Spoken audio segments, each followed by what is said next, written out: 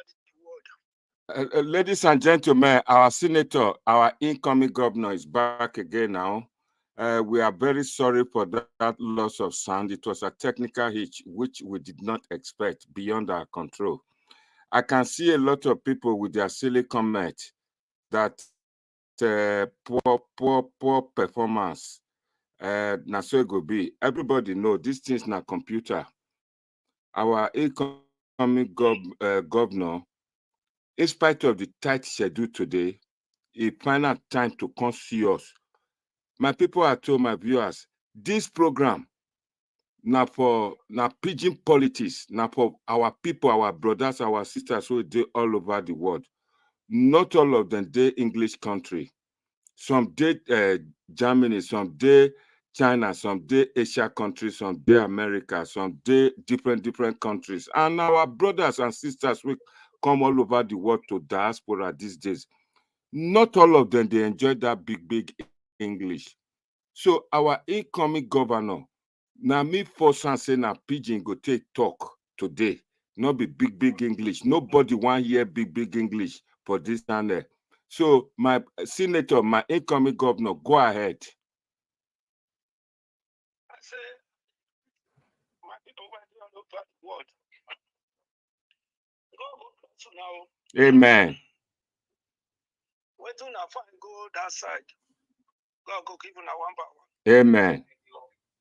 The reason why I say at the contest for election to be governor of Edo State are because of the problems where I see. As I see them, I think Thank you. Like this? I feel say from my heart, say what I see for Edo is not good at all. I said before we divided Edo from Bende, before Bende, you know, say that they call us Midwest. From Midwest, they can't take us go Bende. From Bende, now we come Edo State. But if you see after Samuel Ogbamudia and Rosalie Adams Osomole, everything for Edo don't stop. Nothing they work again. This government where they now, they don't do 7 years plus. They don't fit do anything where they meaningful. If you see all the settlers for Edo, all the status is completely down. There's nothing to write home about it. So this thing is painful, and for me, it's unacceptable. I think say it could make somebody wear the human face, make it call repair the work where they grant, the work where this present PDP they not repair. If you see, if we okay, let us take educational sector. The educational sector for this government now pay by day, but you know they grant. If you go to primary school, secondary school, even in many villages, even inside city, you go discover say the roof. Many of these buildings they don't get roof. So children are there. Like last time, there was one way show for social media where the block don't they fall out, children they under. So now waiting with the see for Adobe that it pain me and I'm not happy. When we talk about teacher, those days as children, teacher used to wait for another teacher to come out. When a teacher teaching economics, mathematics, it's never the same person. But today, in a primary school where you have about 250 children or 300 children, the other whole school, now only like 3 or 4 teacher they figure plus 1 headmaster. So this thing it pain me for eye and I'm not happy. This education, if we not get good education for our children, now we will get to. And this thing is not good. Now they hear that translate children. Now they hear the 2 hour incoming governor they talk so. Make una they listen. Go ahead, His Excellency. So I think we need to change this system. The money where government, where federal government, they give school in Nigeria, they give state, make we they use them well. If we come to infrastructural sector, like when we talk about road, let me take road from out of it. You discover, say, for Edo, even the city, there's no good road. Apart from the one where Shomolebi don't do, no good road for Edo. Una dey hear? Government house, in front of government house, you will see potholes. If you look at social media last year, you discover, say, some people say that they catch fish inside pothole in front of government house. Why? Because there is no good road, no proper drainage system. So all these things that they pain me for I say I don't deserve a modern city. We need to rebuild that city. Now, if you come from, if they come from Adu our side, you say they come enter inside city. You go past Ramat Park. That Ramat Park from morning to evening, so hold up there. I don't know whether they forbid good thing. We need to put flyover there. So this thing, that flyover, they one of my focus that the first thing that I will start in that aspect of the road is to create that flyover so that some go they pass ground, some go they pass up, hold up, no go there. We go discongest the area completely so that that place will be a place, the traffic will be flowing so that there will be no traffic in that side. Now, if you go to Sapele Road, that place still deserve flyover. This thing now what we will go do. So if you look at this Benin City, a very beautiful city, but they not use hand repair them. Now how they repair something? Government money not be for individual. They are supposed to use government money to repair the city, make the city beautiful. Give loan for aspect of agriculture. You give loan to farmers so that farmers can go to farm and farm. But now, before now, we used to hear about extension, agricultural extension. All those things, now government be they fund them. Agricultural settlements, now government be they fund them. But now, you cannot see. During some time ago, I used to hear about cassava plant. We used to hear about all these things where government they provide for farmers, where they will use for agriculture. Cassava, where they take plant cassava, those things not come there again. Government not they contribute to agriculture again. So all these things now step back for our state. I just feel say it's not good for our eye. Waiting not good for the eyes of men. It's also not good in the eyes of God. That is why God won't make we change the government in Edo State. I beg all of you may support me because somebody will get human feeling. Now you think do good thing. I get feeling for our people. When we talk about water, we don't even have potable water to drink. We have dam in the 3 geopolitical zone, and none of those dams is working. None of these dams are working. Then we talk about if you don't have dam, how you will take even transfer water for people to drink. That thing a problem. So I just feel say we should do the good thing for our people. So when we leave the aspect of water too, we talk about security, which is very important. I've been fighting all this in this insecurity. I've been working on it, fighting it buying vehicles for security vigilante group. If you come to Ishan, there is something where we call Atanakba. Atanakba is a security outfit for, now government even set them up, but government not take care of them. Now bike, the bike where you buy for them, how you go buy bike for Atanakba to take pursue waiting. So now bike, the government be buy for them, but now me take my money, buy not one, not be two, not be three, not be four, not be five.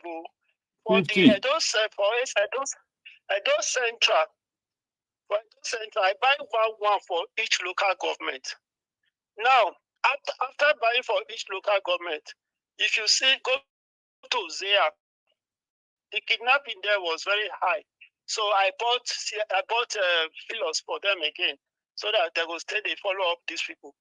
If you now come to Ekpoma, I still buy another one for Anticourt, where they will say they follow these bad people up. Now, if you come to Esan Central, I give the local vigilante where they for Wesam. So that's why they do and they go. Then follow me. When armed robbers went and bombed that police station, now let me go build and no other person contribute. I not call anybody because I feel say now my responsibility as an Isa man. So these are the things where I be done they do. Then when we talk about borehole, not be only one I don't do, not be two, not be three. For all the local government where there is, I don't do, not one, I don't do like three for friend local government. I'm not even talking of my own local government, Baba. I don't try to say water problem, not be something where go key problem, keep my only sister. Because my sister died because of bad water. When we went to stream, go fetch water.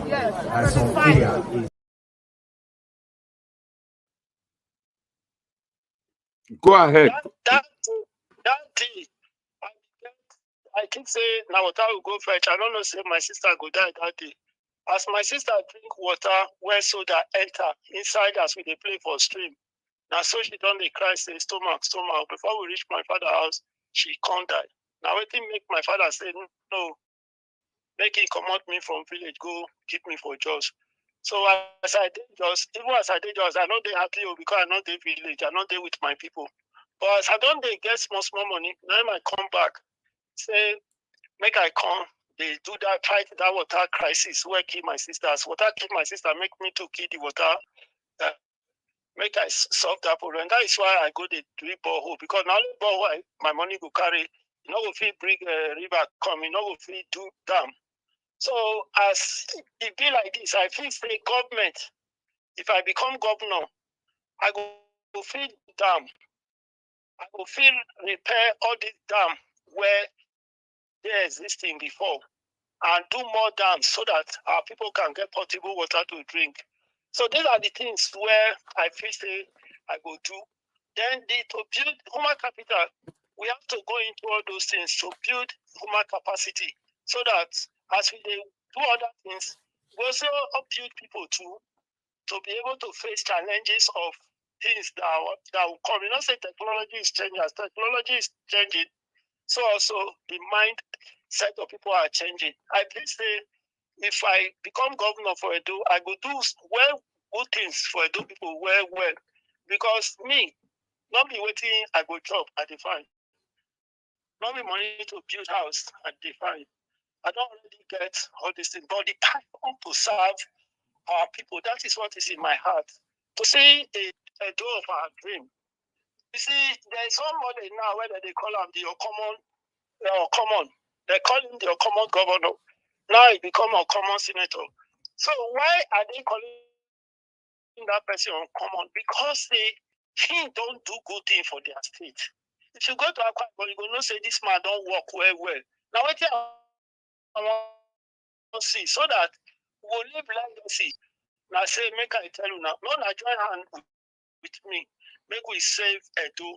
All these people where they come say na big grammar that they speak. Not big grammar. Oh, if you look at Okpebello not speak that grammar, but he repair Edo. You look at Oshomole, he not speak grammar, but he repair Edo. All these people were saying, grandma, now they are bankers, they are this. Maybe we not just to trust them because they get mind. Say, they know how to steal that money with Biro. And they also know how to cover up.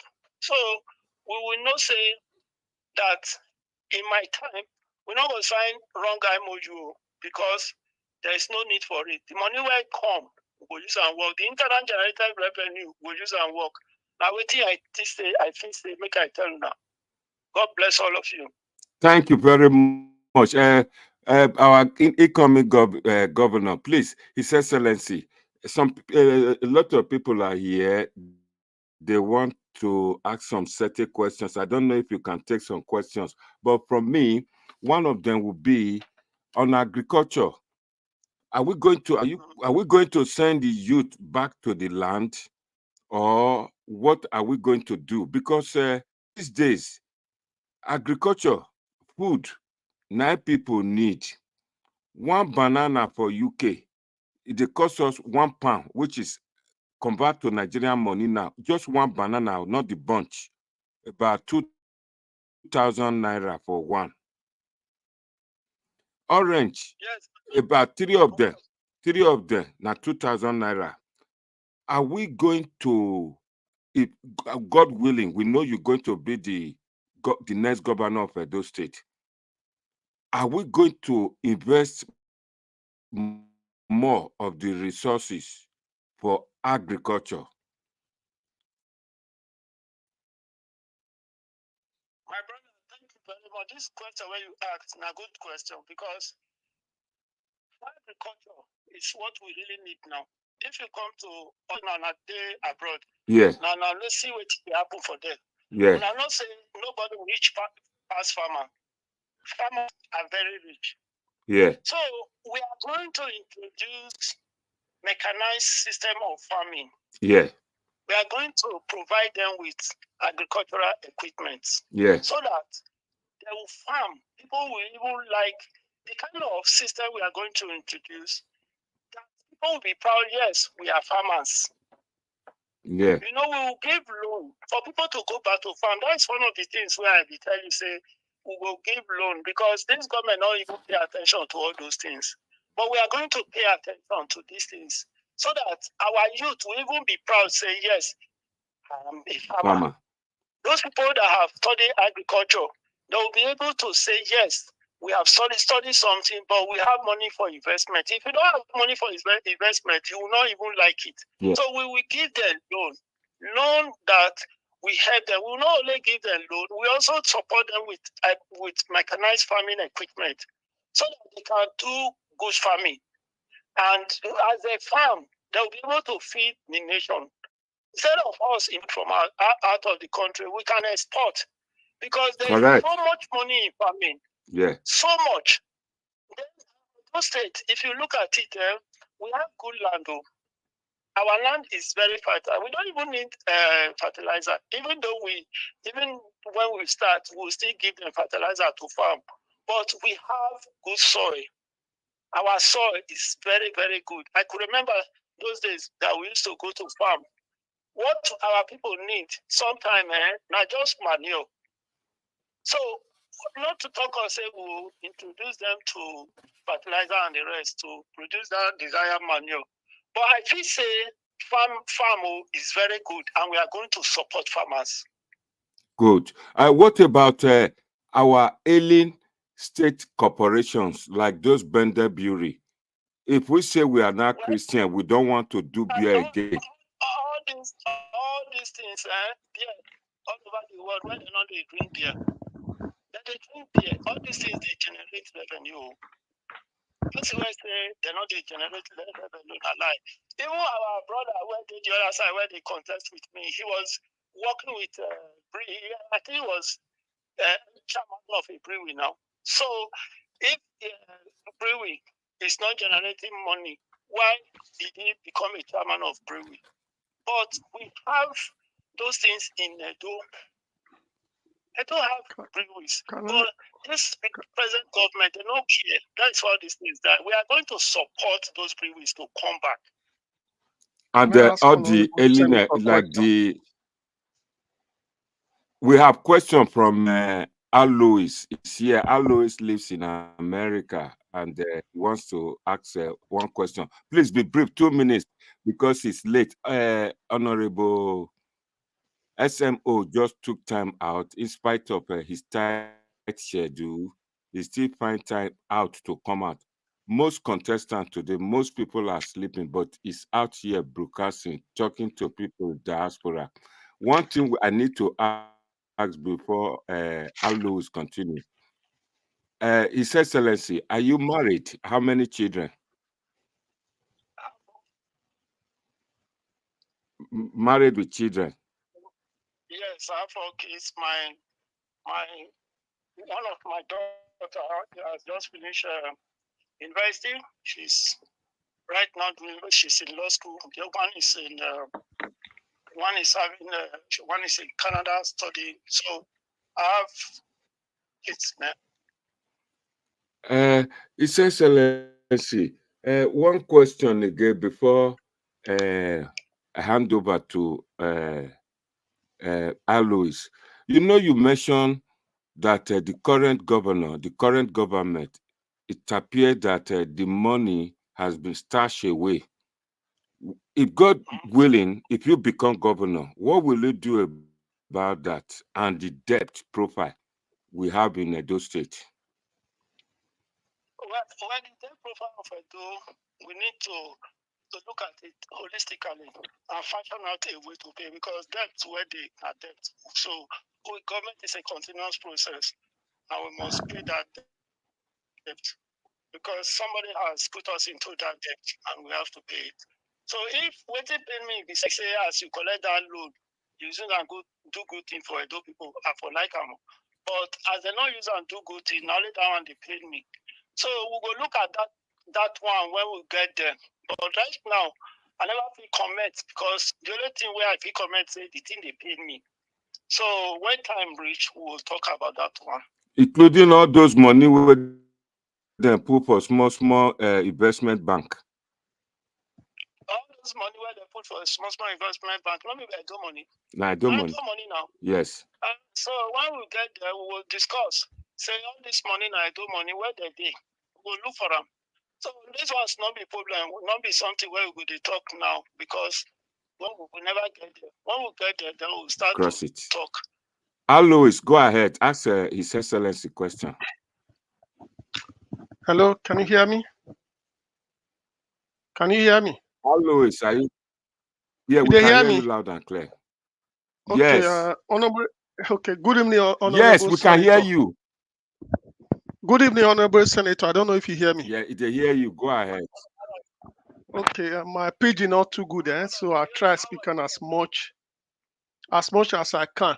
So I get 3 questions for you. So 3 very simple questions.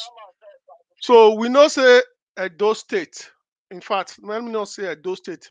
I'll ask you one, then I'll come to the other one if you answer the first one first. So Benin City now the 4th largest city in the whole of Nigeria, after Kano, Lagos, and Ibadan.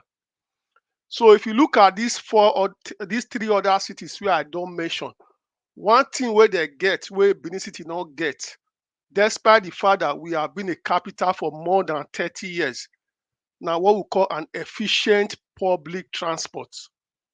So even last week, a public transport was launched in Abuja, which is very similar to what we have in London, contactless card and everything. So I've heard before some contestants in other parties have talked about train.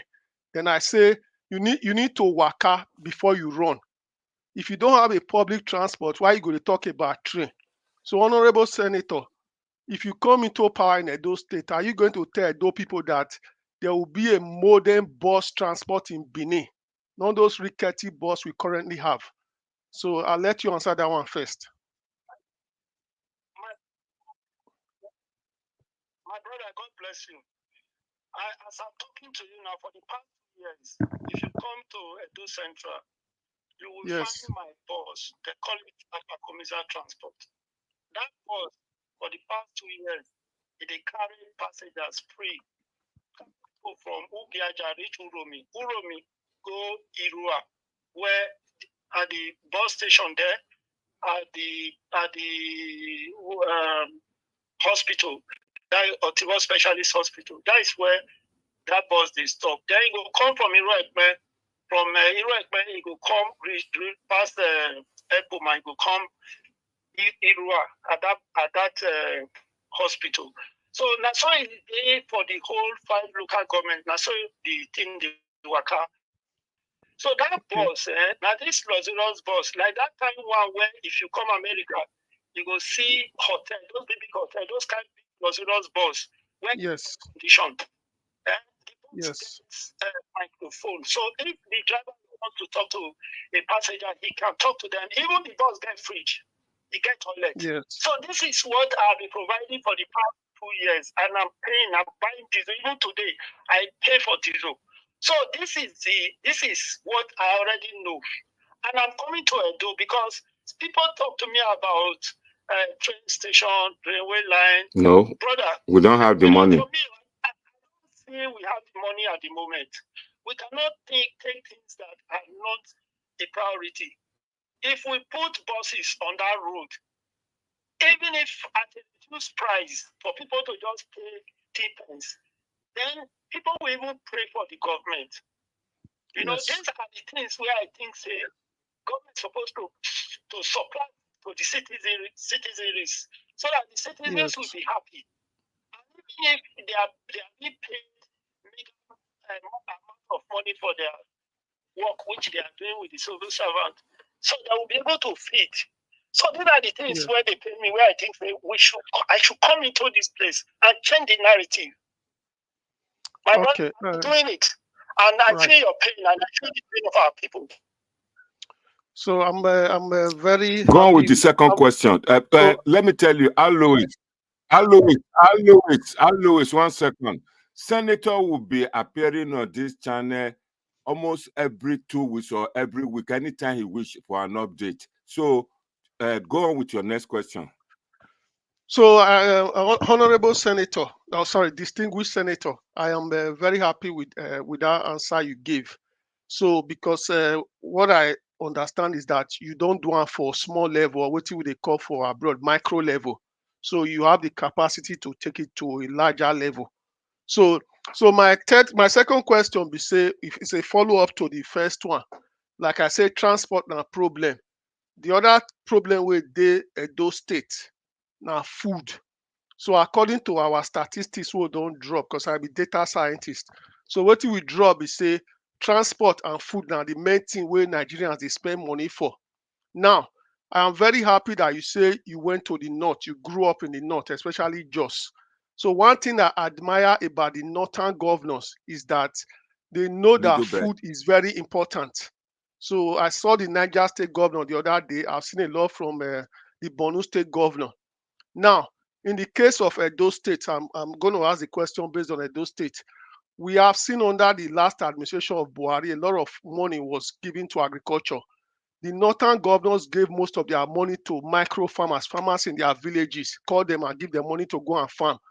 But what I saw in Edo State from the last government was that this money was given to corporations like Okomu and Presco. That does not benefit the common man in the village in Uronigbe or Irua or anywhere. As a governor, are you going to come out when you become governor and say, listen, I'm going to put 10 billion. I'm just a small number. I'm just saying that number and say every farmer in the village, I am going to give them a grant or a loan, say maybe 50, 100,000. Let this money go straight to the farmers, not to the corporation, not to the big companies where they stock exchange. Are you going to do that? My brother, thank you. You know, when I started talk, I don't talk about farm. I tell you, say, when we were children, we used to go to farm. We used to enjoy farm self. And government used to support our family, our parents to farm. Yes. So that thing still there inside my body. Not the one where I even see for Jos. For Jos. So for Jos, I see how government they support farmers. And for North, I see how government they support farmers. I don't already, as you see me, I don't sponsor 1 or 2 governors before. I know what thing that they do. all these things where you see me they talk about, I'm not just talking because I want to talk. I'm telling you from experience that farmer is the bedrock of every country. Farm. You understand? That is where the food will come from. But right now, our governor not even care about the farming. So the best thing for us is that the cooperative society. Have you forgotten that group? We used to have it. Yes. That in a community there will be cooperative society. That you give money to that cooperative society, they will share it around the whole community, the whole village. I remember when fertilizer just came out. It is through our cooperative society that they brought fertilizer to my father's house. So, and those people, they monitor whether they use that fertilizer. You understand? So, if you give money to these people, to this cooperative society, they are all farmers. They, in a community, they will set up their own cooperative society. You give money to them, they will share it among the farmers. They will use it to farm. And I'm telling you that by the time we do this thing, for 1 year, 2 years, you will see that everybody will be happy because there will be surplus of food in Edo. Without food, nobody will smile. Without food, that's when you see people, they will go and start stealing. So we must face agriculture. Agriculture is the bedrock, and I will face it head on. My brother, you will see, one day, you will on TV, you will see, say, I follow one old man go farm, go check what they do for farm, because I want to see what they do. Those days, if you come to my father's corn farm, you will see from very far, you know, these are the reasons where I say I will introduce mechanized farming. Yes. Not to establish individual people that have billions. So all those money government is putting into all those big farmers. Somebody who has already planted palm tree and they already harvesting it. Which money are you giving them? The government is hiding money through those people. That money is not giving them. It's hiding those money through those people. If you look at check all those companies, now their friends be chairman, now their friend be director. If you look at those Okomu or Presco, find out one of the chairman. One of these guys that is contesting today is a chairman or director of those companies. They just resigned on the contest. You understand? So when you put money there, you're also hiding the money there. You're also investing money in the private people. Okay, my final question. Excuse me, 1 minute. Can I just chip in? Louis, 1 second. You continue. Israel Asemuta, when we finish with discussing with our incoming governor, I will show you photograph of the borehole he created, because I can see your question on the comment section that you have been a senator, your constituency didn't see that or borehole. 1 second, give me 1 minute, Al Lewis. Let me just play a video. Incoming governor, please don't go away. Just 1 second. I would like to play these videos before we can continue, please. I would like to so that it is even cheap. And some area is so somebody that has not won an election is doing a project like this. Imagine if you vote for him. So I want to join mouth with other people to say this time around, forget if you are talking of party. But for me, there is a man to bring us goodness, and this man is here. If you are with me, say amen. Amen. Help me touch your neighbor and say, vote Akpakomeza. The first time I met him, I told him, I asked him the meaning of Akpakomeza. He didn't know, but I gave him the meaning. It means a fighter. And a fighter is a winner. So I was told that it is even cheap. And some area is. So somebody that has not won an election is doing a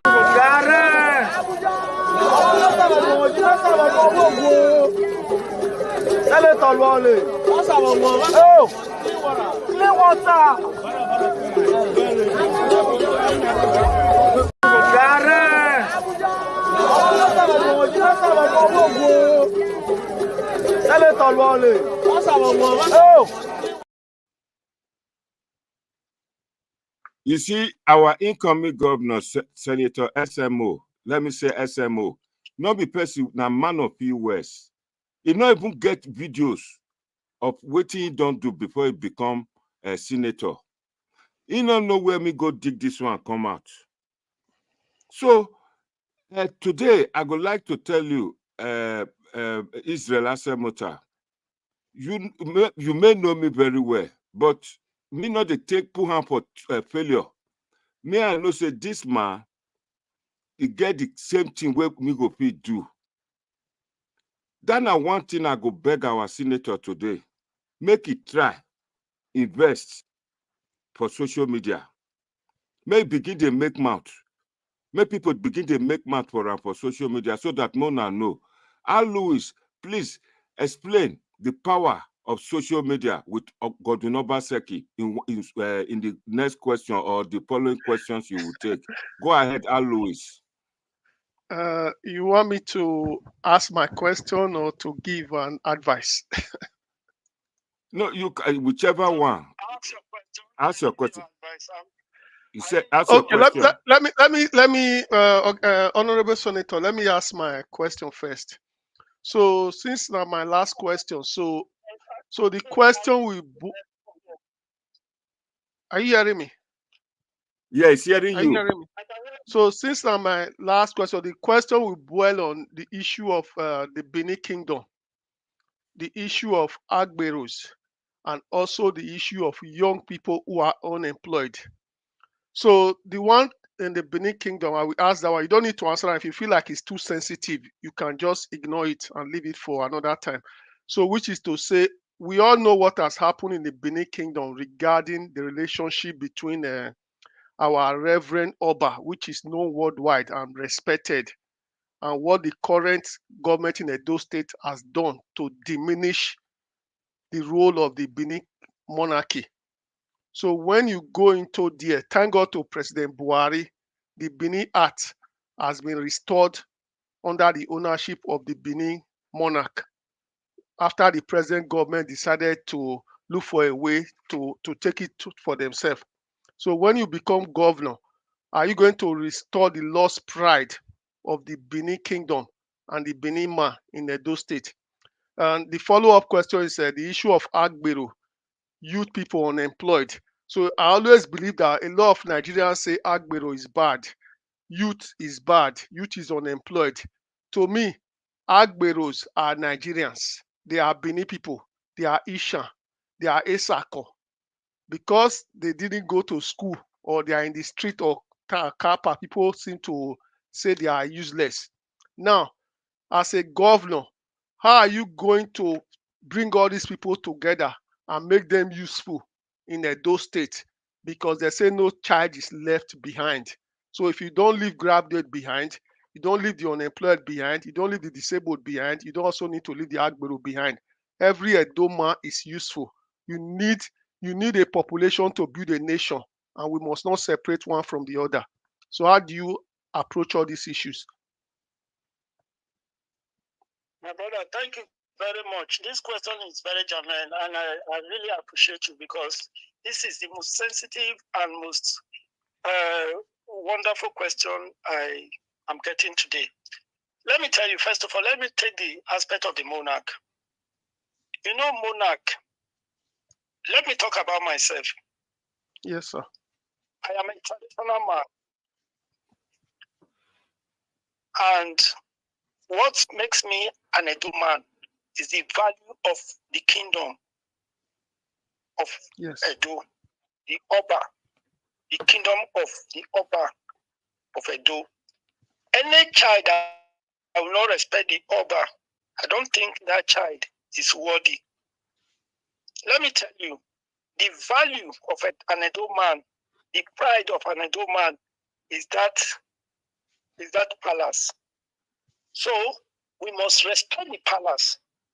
Apart from that, these people are, the Oba did not just put himself there, it's God that put him there to oversee the people. Before we start seeing government, before this government, this governor, these things we are seeing, the Oba has been there. is these people commune directly with God, and they talk to God, and God showed them directions. So anybody that will say, "Oh, I will not respect the Oba, I will not respect the kingdom of, I will not respect the traditional ruler," he is lying. These people, in another way, serve as security to every community. Everywhere you have peace, you know the Onoje, the king, the whoever is there, is watching over the society, is watching over the community. They know strangers coming in, they know the bad people, they know the good people. So they are the ones that bring in their own kingdom. Matters are being settled that we cannot even settle in the court of law. So this kingdom, these obas, these traditional rulers, we're supposed to hold them on a high esteem. Give them what belongs to them. In fact, even add to it so that you will have peace. Have peace in the sense that if the traditional ruler who is in my village is getting what he deserves, he will have energy to talk to people. He will command respect. But in a situation whereby he's not given the respect he deserves, he's not paid what he deserves, you discover that people will not respect them. So we need to respect them. Everything that belongs to the kingdom must be given to them. I'm not part of those people. I will not subscribe to disrespecting the monarch. God forbid. Thank you very much. Thank you. Then the second one, we are talking about, they are our brothers. It is because I have an opportunity to go to school. That is why, and I have people to help me. That is why I am what I am today. But those people that does not have people to help them, they are also human beings. But when they help, we also still come to them. If you see the former governor of Benue State, he was formerly an Agbero. I don't know whether you heard of that story. No. Before Samuel Otto was an Agbero. He said it with his mouth. From there, he went to school. So he became a governor. Even the day he became a governor, he went back to the motor park to tell people, my brothers, I'm here, I'm the governor. And he demonstrated how he was an Agbero. So it is very, very important that we respect we respect every citizens. Then what we do is to support them, to help them to grow. We should support them financially so that these people will be able to grow and do other things. Let me tell you what happened in Benin, in Uromi.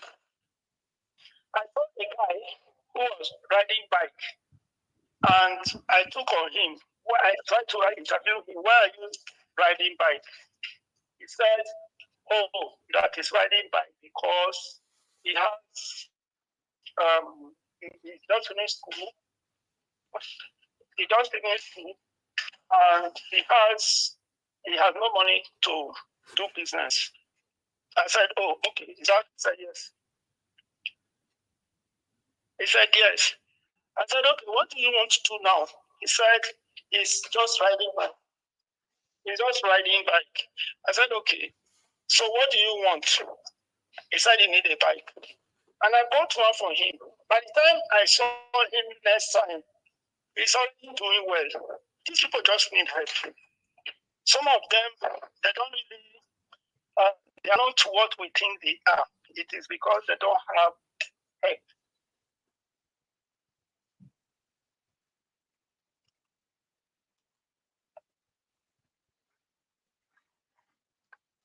Hello? Hello, we are hearing you. We are here. So it's because they don't have help. So these people need help, and you just need to support them. You just need to support them. Yes. The other question I need to ask is, you know, those days we had the Bender wood treatment, the Bender Beaer. Will it be nice for us to modify the produce. The Bender Brewery is situated at Aduwawa. I have the opinion that if it's close to Bender Brewery is not too far from the Edo Central, and the Edo Centrals are being encouraged to produce fruit, orange, pineapple. All what we need with the Bender Brewery is to modify the machines, the equipment to produce fruit juice. Because before they were producing mortar Guinness, or what do they call it, malt. They can produce fruit, and that fruit drink will sell throughout the whole nation. And a lot of money will come from different states to Edo State.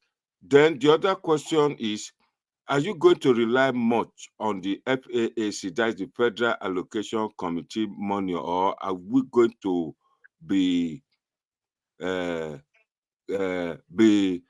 make good use of our resources to have enough income for the state? Yeah, for me, I don't think that those equipment because money was not put into those factories, then they are lying fallow. So if you actually if you think it's an investment, put money. I'm a businessman, and we need to generate revenue in that state, and we need to put people to work. Yeah. We need to engage people to work. So if you will not really develop those factories, turn them to whatever you want them, what you want to turn them to, how do you employ people? That's true. So you need to invest into it. You need to put money. Let me tell you, all these things just require little money. You are right. You are right. So put some money there, you bring in experts. Let me tell you, most of our youth, most of our people in diaspora, many of them will have an idea how to run those things. Those people that are experts in this thing, bring them to come and run it, instead of even bringing an expert rate. So we need to invest to create jobs. You cannot create jobs without investment. My brother, it's our time to say no to all this useless art. It's time for us to change the narrative and make it do work. Thank you. Alois, go ahead with your question. I still get one question. Okay. So, Honorable Senator. Boss,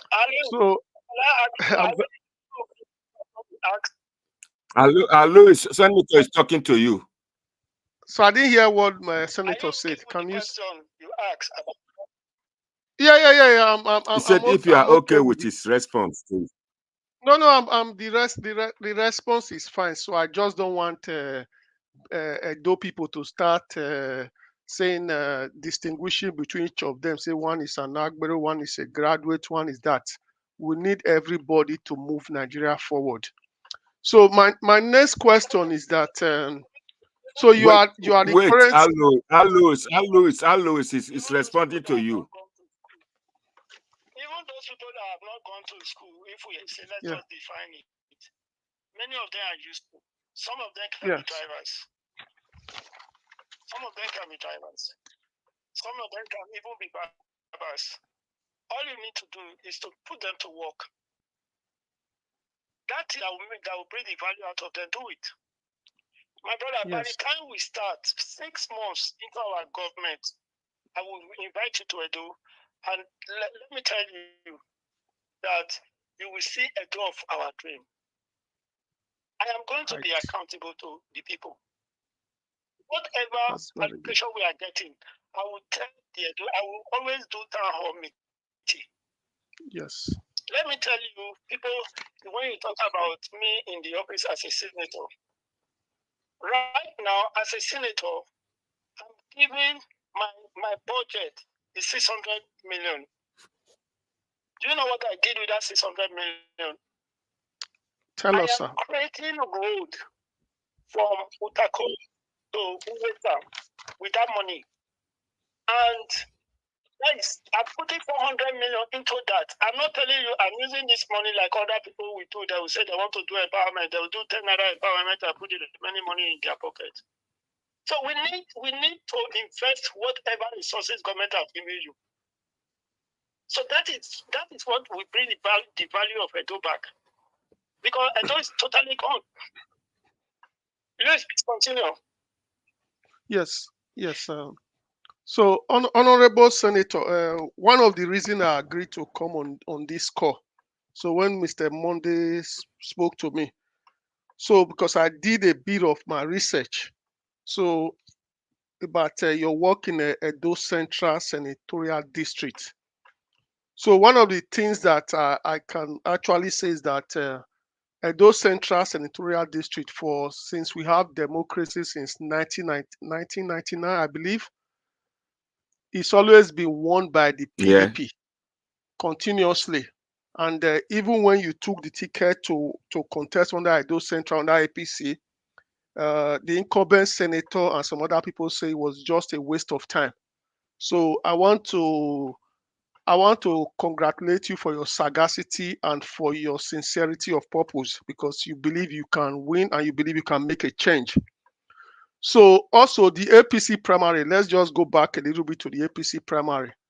So one of the issues that has always bothered people in Edo State is the issue of godfatherism. So I always say to people that doesn't understand what godfather is, that once you drive away one godfather, once one governor or one senator, whoever drive a godfather, himself becomes the next godfather. So one thing I observed in the APC primary, despite the fact that there was a little bit of a rerun or completion, is that you emerged as a result of from the people. It was clear that you were not backed by the so-called, or who they call godfather, to become the APC candidate compared to some of the other parties.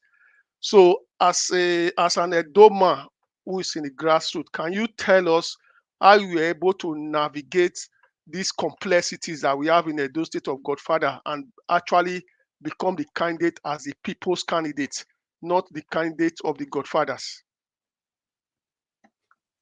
My brother, I need to thank you for this question, because I know Edo people don't wait for this question since. First of all, I would thank you because you follow up what happened.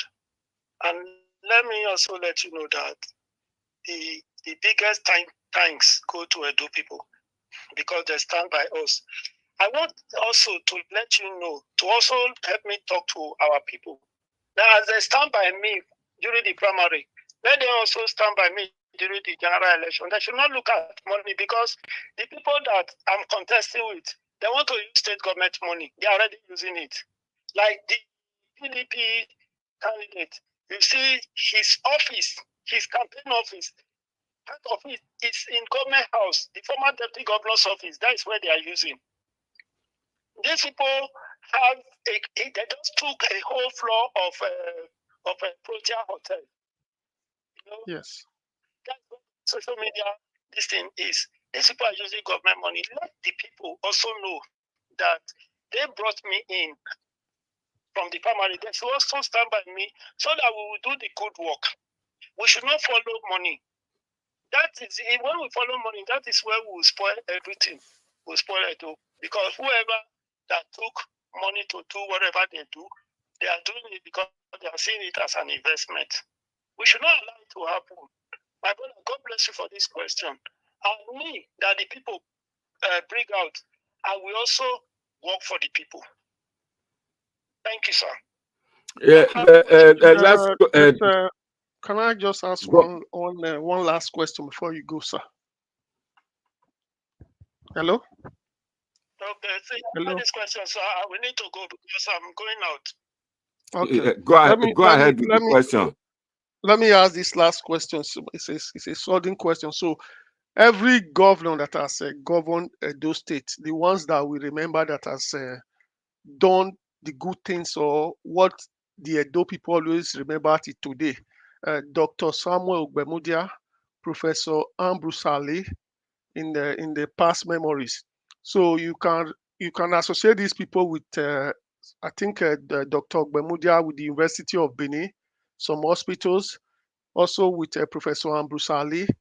So if you happen or successfully become the governor of Edo State, what are you going to give to Edo people that we can say this is a capital project, like we have seen University of Benin, as we have seen, I'm not talking about Ogbe Stadium that has been repainted 200 times, University of Benin, hospitals or projects that the Benin people can wake up and say in 5 or 10 years time is still going to be there, especially as it relate to one local government I keep hearing in Edo State, which is one of them is Oriomo. I keep hearing that word, that Oriomo does not have anything.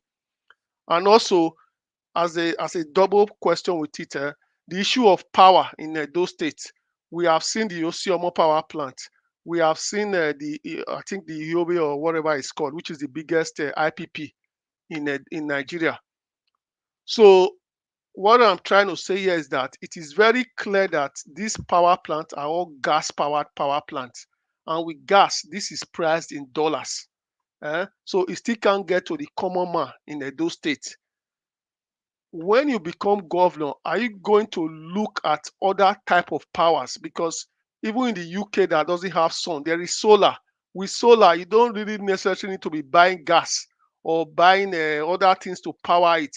Are you going to move a door towards that area instead of we going in these circles of gas or the other ones that are too expensive? And it's very clear, even with the new one built by the current government, that the common man cannot afford it. So what are you going to do regarding those two areas, sir? My brother, thank you, because everybody is looking for where to save money. We're looking for where to save money. We're looking for where to save money so that we can divert that money into other projects that will be meaningful to people. Now, what am I going to do? Look at the solar. You just mentioned it. Thank God you have even helped me to answer that question. In my own house, in the village, I removed my house completely from national grid because I want to save money. It's all solar. Everything in my house is all solar. And these are the things that know how to do best. So I'm going to make sure that how to save costs. That's what I'm after. Solar is today. You can even see that cars are even run on solar now. Solar batteries. So if people that drive car now say, okay, no, I'm not going to use fuel again. I'm not going to use diesel again. Let me use the cheaper means of doing it. Why can't state government also do that same thing? But when you talk about putting up an investment, you talk about Oriomo. These people, I pity them because any government that come, don't look at them. Why are we not putting a good hospital there? Hospital, 5-star hospital, that people from other states can also come. Then it will generate revenue for our people. Then look at, before I even start all these things, the old ones we have, where are they?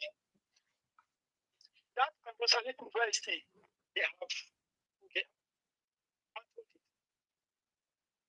that's the university that was brought into that place by Ambrose Ali. They have dismantled it. First of all, we have to recognize the state, which is very important. We cannot continue also to say we are painting stadium all the time. We need to build a modern stadium for our people to use. Now, look at our airport. The other day, somebody was telling me, hurry up, because after 6 o'clock, there will be your flight cannot move. Why? Because there is no night vision. And if you even look at that airport is not supposed to be there now at this time. At this time, we are supposed to have a new airport. But nothing. I feel pained that the way Edo is, this is an ancient city that's supposed to be a city that everybody will want to come in. But nobody wants to come because everything is gone. I'm happy the kind of question that comes out of you this evening. And I believe that this question does not just come out of you because you're for the state. You also want the state to develop. You want the state to grow. That's Look true, at the sir. kind of question you ask about about the Agbero, because you want these people to live a good life. That's why you ask those questions. I am going to make a difference, and I will show you my scorecard at the end of the day.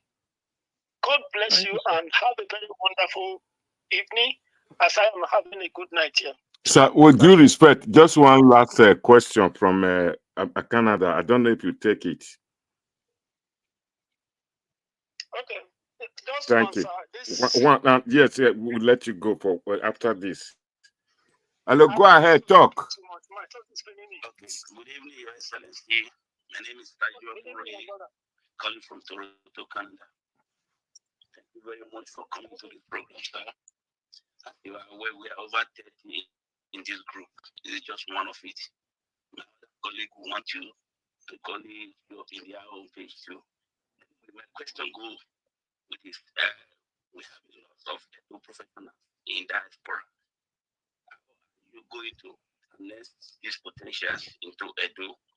That is one. That is second. Me, I want to go professionals into Edo.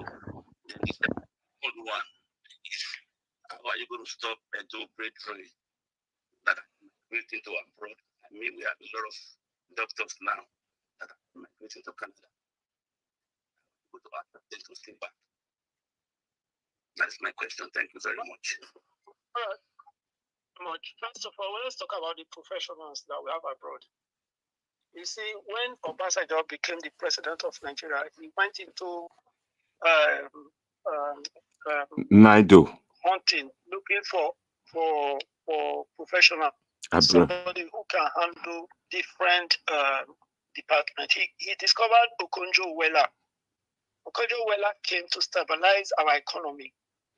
So I am telling you that any government that will not look for professional, somebody who is specialized in that particular aspect. Let me tell you, this thing is about division of labor. We can't know it all. Even me, I cannot know it all. If I will know it all, why am I looking to become a governor? If I am a professional in ICT, I'm not a professional in other fields. I'm not a doctor. I'm not that. I'm not an accountant. So division of labor must take place. And you must hunt for those people who specialize in these things. Me, I don't care wherever the person is. So I'll look for that person to come and help me do.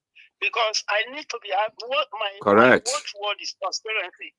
Because I am transparent, I can bring in professionals to handle that thing so that everybody will see what I'm doing. That is what I want to do. It's not about me, it's about the people. It's about the resources for the people. How are we going to channel it? Who can do it perfectly for us? Correct. Then when we talk about the doctors, why are the doctors running away? We don't even have hospitals again now. The only hospital we even have now, they have mortgaged it. They have given it to Lagosians to manage. And the Lagosians are bringing their own brothers from Lagos to come and work there. So somebody who does not have a job, will he not travel? He will travel. I don't blame them. But by the time we come in to say, yes, this is our door, this is our place. Our children, they're school, they are daughters. Let's take them well. Let them do the work to keep them back here. Give them things that they desire. Give them cars, give them houses to live. Let them live a good life. Nobody wants to travel abroad again. Yes. Because we are losing the brains we have. So we need to do the right thing to keep them. Tell them their salary as I want you. So these are the things we need to that's after my heart, because I'm not coming to treat anybody. The money does not belong to me, it belongs to the people. We must account for it at every interval. There will be a hall meeting where the governor will tell these people what he has done with the allocation he got. Thank you very much. Thank you very much. We both we are very happy, very grateful for you honoring our invitation. We'll gladly welcome you anytime you want to come to this platform. It's night now. Those in America are the ones engaging you. Tomorrow, you see the views will triple. A lot of people in Europe will watch this program. They've been waiting for it since 7 p.m. His Excellency, well, I don't know how to thank you. We are very grateful for you to accept our invitation. Rest assured, the social media in diaspora will gladly work with you, and that is the bedrock of Obaseki. You mentioned just now that the big hall of Protea Hotel is being used by the social media influencers for PDP, though it's our state money. Uh-huh. But we in diaspora, we are happy to help to be your tongue crier. Rest assured, our regards to you and your lovely family. Wese Obilu. Thank you very much, Obulu. Thank you very much. We understand our father's language. We don't hire interpreter.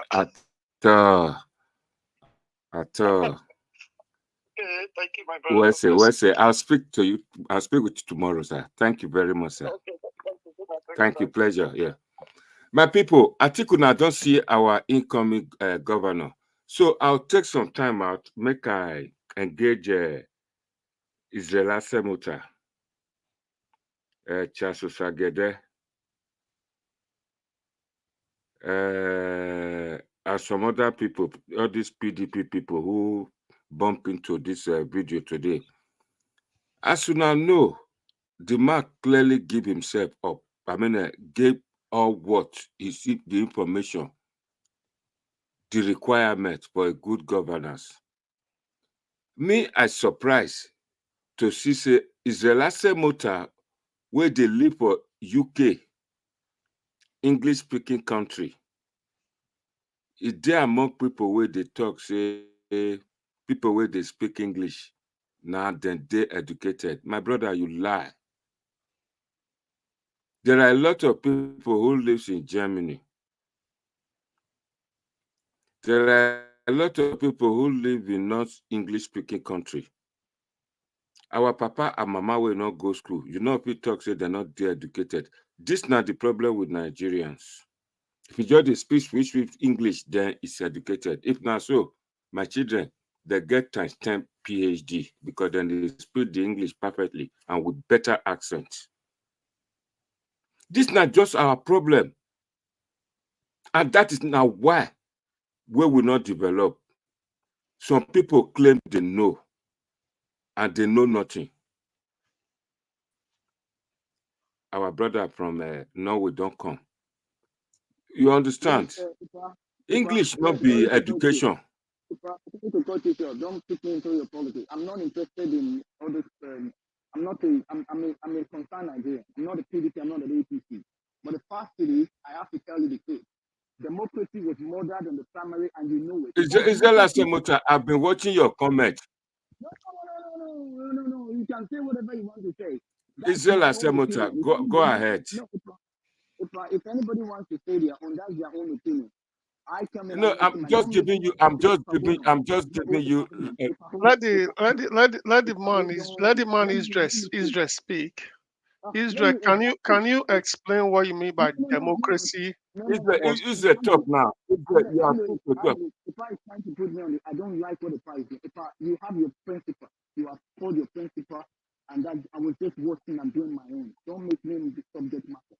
Make your principle the subject matter. I am here as a concerned citizen to listen. When I started, I said, wait, I'm not hearing you. You are inaudible. Can you make it clearer so that we know where your analysis is coming from? Can you hear me? No, because you're making me a subject matter. Please don't do it, please. You have your principle there. You should be your subject matter. Okay. You are excused. Solomon Igbineweka and not the rest people. They are PDP. They just came here. One is Solomon Igbineweka is trying to tell me now that I'm biased. I'm not biased. You are saying it's my principle. If you say so, you're right. But what I'm trying to say here. Let me explain. You gave me an audience to speak, but you just rushed me. I'm making me the subject matter. That's why I told you, please don't make me the subject Go ahead. Talk. We're going. Use your microphone well. because you talk say they will not hear. Can you hear me now? Put your microphone where. Can you hear me now? Yeah, we can hear you now. Can you hear me now? Loud and clear. Okay, I said, Loud please and don't clear. make me your Okay, please don't make me your subject matter. Your subject matter was your principal. You brought him. I only want to know if he has every mandate to give that should be given to him by the Abdo people. That is all I want to know. I'm not interested in your party politics or something like that. What I see, I'm a concerned Nigerian that is concerned about the welfare of the state, the country, and everything. From day one, from what I'm saying, nothing has been done to rectify. You're calling. I saw all the tricks, all the politics that they've been playing with the Nigerian and the Joe people. This is really bad. The election was supposed to be done for the Joe people to know who their candidate is. You can see all the teke mene yufasu. You saw it. So at this person was called today as the person who is right. Then they've sent in the next day. They changed everything before Israel, you know it. Israel, can I hold on? No, let me just finish, Alois. Let me just finish. Alois, let me just finish. Israel, I will not. No, let me just finish. Let me just finish because before you finish, you made a very good statement. No, I'm not making it. This is my opinion. Please, Alois, with all due respect, I understand. Alois, with all due respect. With all due respect, I want, when you were talking, you understand what is called fundamental right. You had your own. You were speaking. I didn't come in. I was just commenting on my own there. No. I am saying. The reason I said that you are making a statement of fact. That's why I say That's why I stopped you. You are making a statement of fact, but you are saying it's a comment. That's a statement of fact. That's what I said was that the reason I'm concerned, you can hear me fact. The reason I'm concerned as a concerned citizen, you cannot have democracy.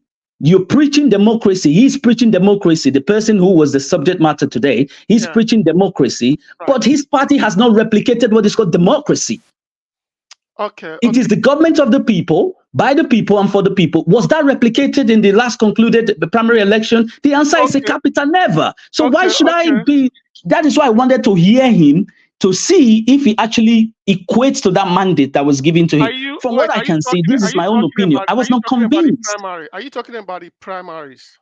I'm talking first. I have to start from the primary first. That's why I started from the first democracy. It didn't equate to that, and that is a capital never.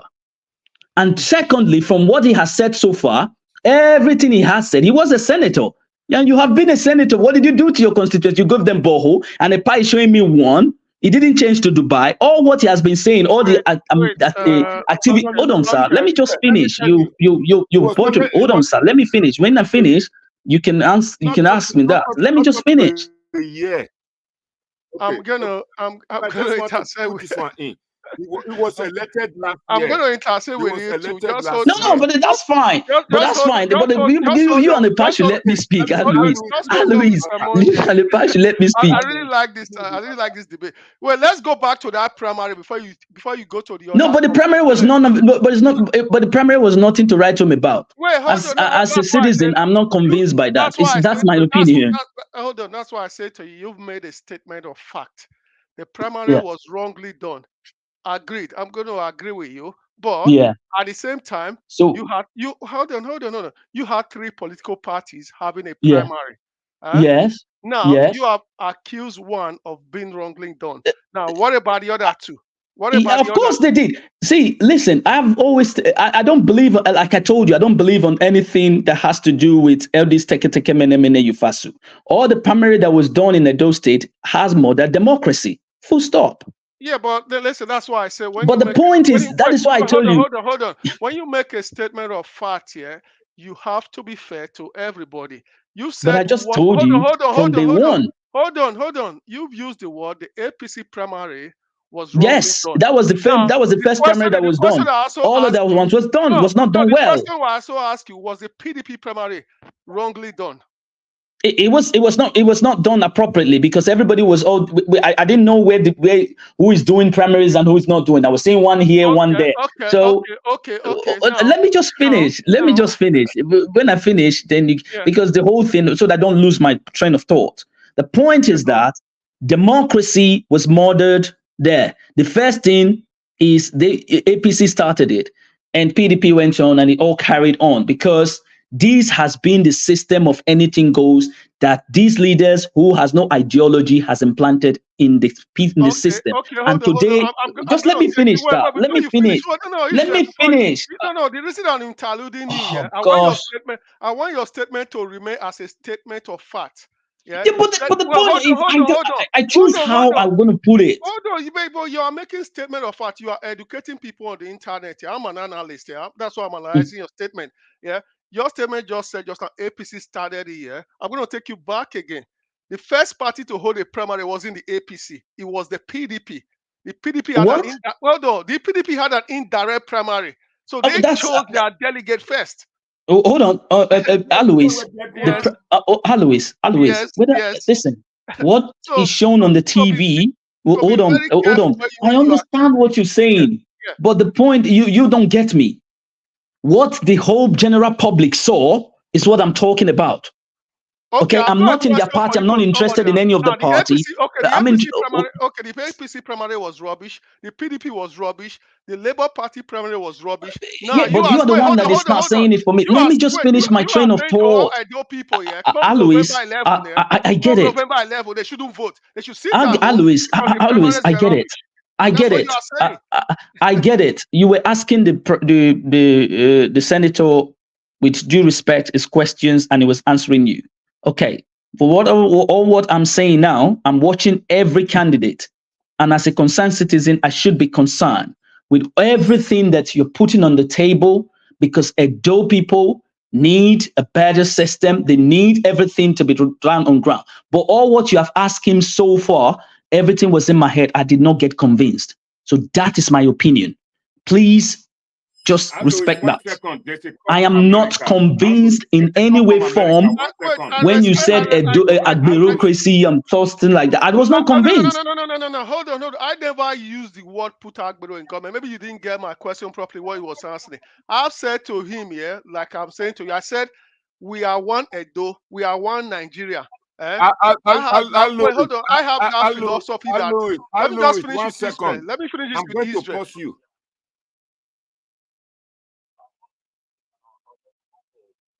Hello, Alois. I put you up. I just mute you for a second.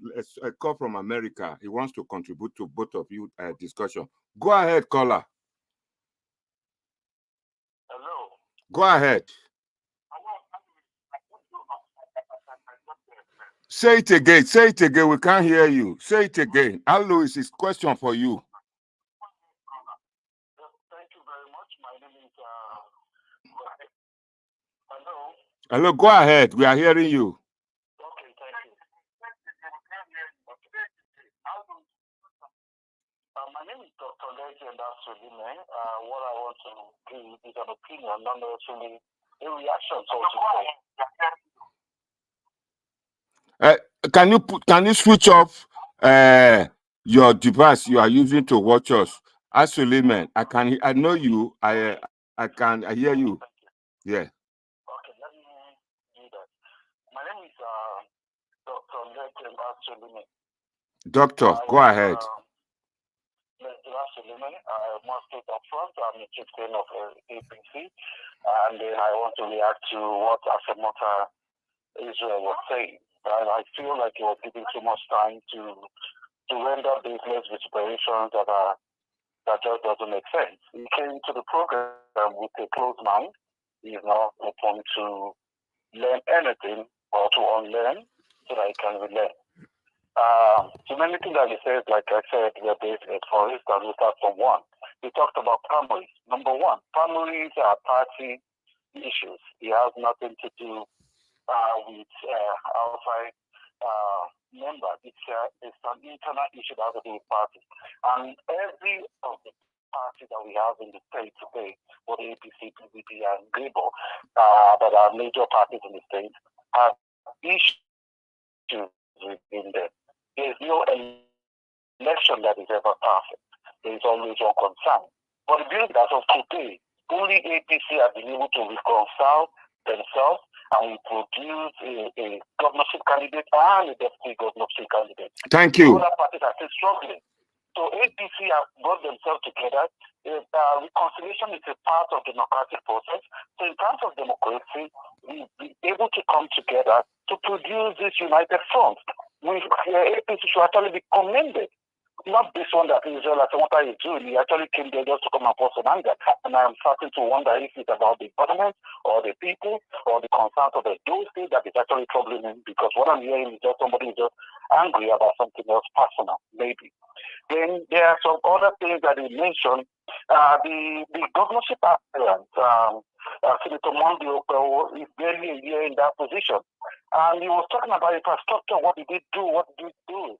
The senator's job is first and foremost the legislative. Is to make laws.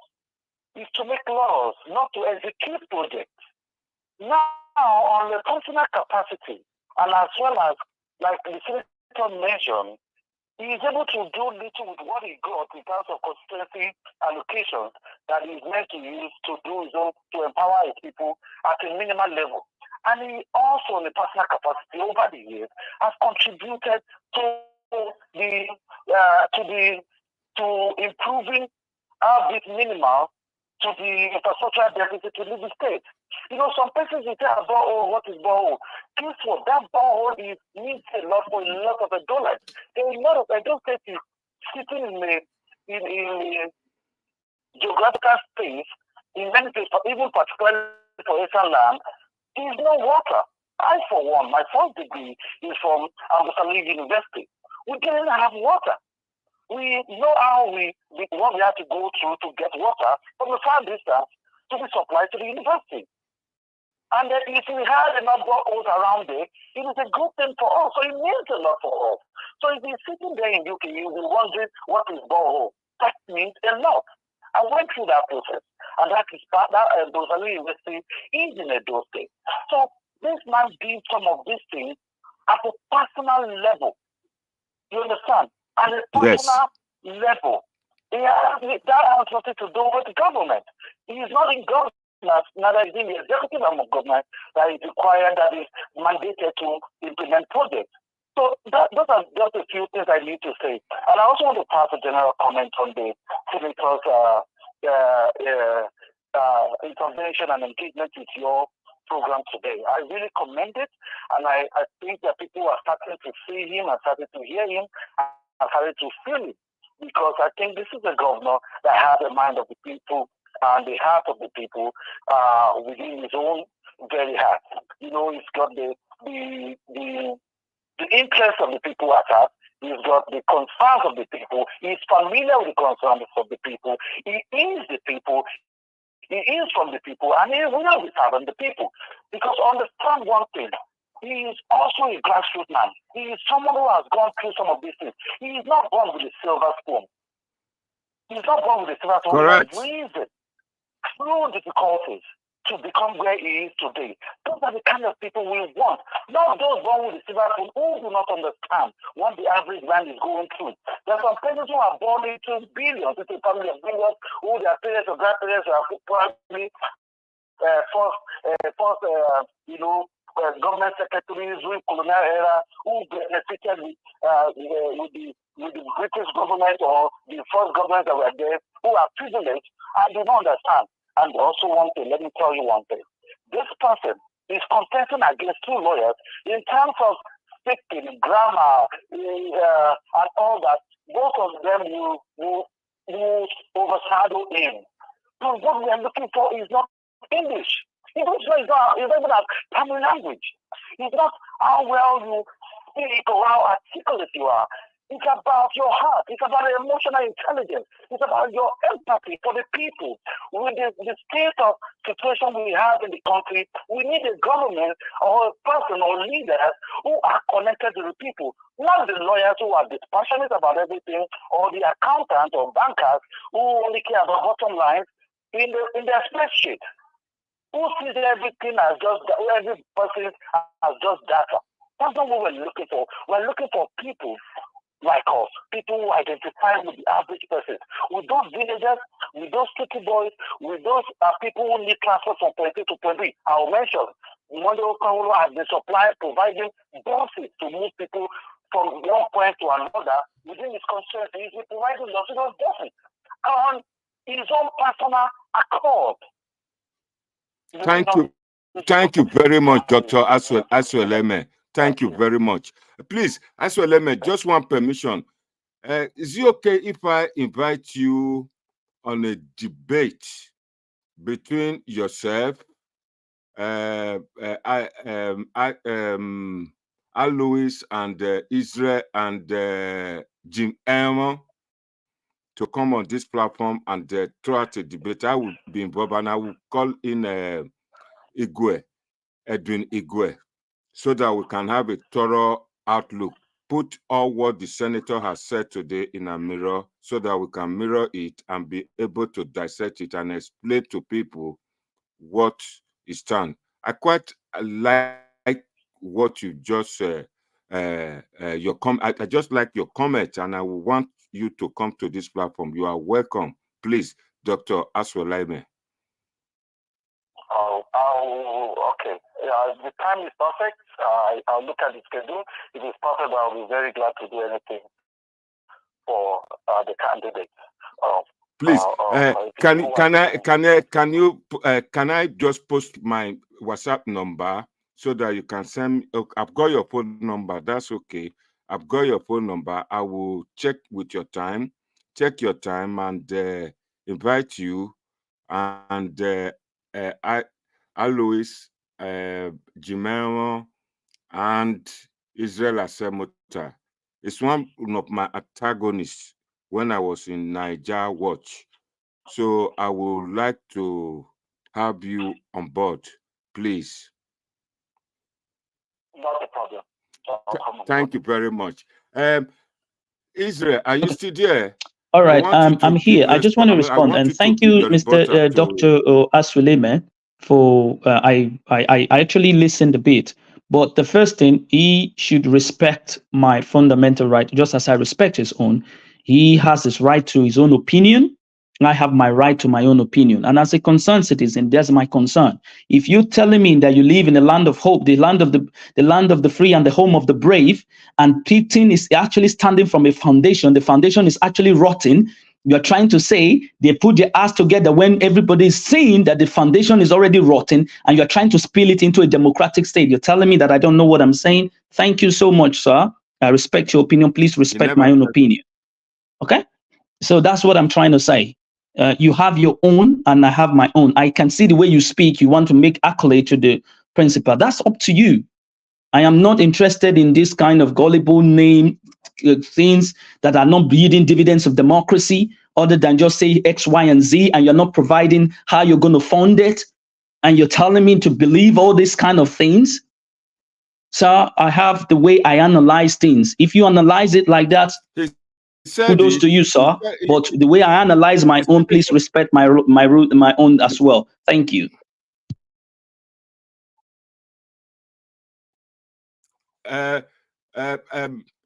Mr. Israel Asemota, you've not been able to give some points, some take-home, some words, some information to take to the bank. You heard Dr. Asweleme, what he said, and he gave analysis. He gave some information, insight of what the senator said. But you are just aggrieved that you feel your comment were being attacked for no reason. I want to hear something from you. I want to see the stuff you have made up. Go on, give it out. You first of all, you actually made it a subject matter from my point. You actually made me the subject matter. And I tell to you, when I came to your platform, I came as an observant to actually see what the adults want to give the mandate. Because when bringing the government is an institution through which the will of a country or a state can be formulated and attained. So if you bring in a government, you have to bring somebody who is credible, who understands the dynamics of putting things in order to allow that country or that state to thrive. So if I'm here to actually witness things like that, so if I comment based on what I'm saying, let it be my opinion. I didn't push it to anyone's opinion. You trying to put it like saying, you're making me the subject matter. And that's why I said, no, It's your principal. Analyze what he's saying. Don't try to say No, Israel I Semutai is didn't. saying this. That's No, my own I opinion. know. That's what No, I was no. saying. Listen, Mr. Israel, what happened here on the comment can section? listen. I can see on the comment section, I can see a lot of PDP supporters. The so-called social media influencer from Pontiac Hotel, they are making comment here. There is one there just saying gullible, gullible, gullible, and it's not telling us why is it gullible, why that, and what is happening. So I never refer my comment to you personally. I just make it a general statement that the PDP people are on this comment section. I can tell you now that Obaseki is watching. He's here with us, the governor, Gordon Obaseki, and that is why I pinned that comment. You can read from here now from Gabriel. Yeah, but the thing is, you didn't bring about what I suspect. What I notice about that, what I notice about you is that you always bring people, you always bring comments that actually favors you. All of that when I was asking question, how are you going to fund? I was referring it to the person you're asking question. Because I mean, as a concerned citizen, I'm there to asking question. You saying you're going to do this when Alois was asking about transportation and bringing this innovations. So my question was to him, how are you going to fund it? Did you bring the question out? You were just bringing things that actually suit your own thing, and which is, I see it's not a fair game. Mr. Israel, I'm listening. Senator SMO, Senator SMO will be back on this channel. I can guarantee you that. He told me every week he will be on this platform. So there will be a time where you will refer to his comment and ask him, where is the source of income? Where are you going to get the revenue to prosecute this lovely project you're thinking about? But I did know, I can still recollect, he made mention of how he will get the money. He made mention of the farmers. He made mention of a lot of other projects that will bring him money, that will bring revenue to the government coffer. I heard that many times. You have maybe at that time you were looking after other things, and that is why you didn't hear that. So that did not call for, because we know what he was talking about. Most of the things he mentioned today are the things that I have been saying on this platform. Let Alois talk. But before then, there's another call from America, please. Hello, go ahead. Hello. Can you switch off the device you are using to watch and go ahead with your... Good afternoon. I would like to make a quick contribution. Go ahead. Which is going to revolve around the conversation from Mr. Semutai. I think it's important that we differentiate between, I think that is the basis of the confusion that I find with him. But we need to establish the difference between primary elections of a political party versus the general election. It appears to me that his conviction, which he has expressed about how democratic or not the primaries are based on his assessment of party events. A political party has the right. A political party is empowered by the Independent Electoral Commission to organize primaries within its own rules. Yes. Now the primaries can either hold as a direct primary or indirect primary. Yeah. Now, how the party comes to a conclusion as to what the business of the party. A party primary is not a general election. It is not, in a sense, strictly speaking, it is none of our business. We really cannot control how a party opts to select. It's like the electoral college that you have in America. Yeah. It is the Republican Party and the Democratic Party who present candidates that all the millions of American voters would go out to vote for. It is not for you to determine whether it's going to is not for you to determine whether it's going to be Trump or whoever. Yeah. The parties determine that. So his angst, I don't understand where his anger is coming from. I hope it isn't coming from a misunderstanding of exactly how the structure of elections in Nigeria are. Party primaries are the business of the party. So if you have a problem, for instance, with how the APC, the PDP, the Labour Party organize their primaries, they are strictly party events. It is only the general election where you can now begin to articulate points about the democratic credentials of the candidates. What you have currently is an arrangement within every political party to present candidates to the fore. You cannot hold Senator Monday Okpebello as being responsible for the outcome of any primary. He was just a participant in a structured organization which the political party is responsible for. So I just want to say that. Please differentiate between, and I think, if you permit me to say this, let's be less emotional about this election. Let us be open to learn. See, we cannot be coming with so much knowledge to the table. Nobody knows it all. Even the candidate of the party doesn't know it all. Obaseki doesn't know it all. You don't know it all. We're all here to learn. So the attempt at imposing your opinion or your view about the party primary is your right. Nobody can force that. But it is the ultimate responsibility of the party to determine. Thank you very much for your time. It's a very good program. I'm going to be part of this going forward, and I know I'm telling my people to vote for that senator because he looks to me like a real man. Thank you. Thank you very much. He doesn't look to me like all the guys who keep speaking English all across the state, and the end of not coming. Everyone has the right to vote who they want to vote, but this man looks sincere to me. Thank you very much. It's not coming up from a particular tendency, which we all know about.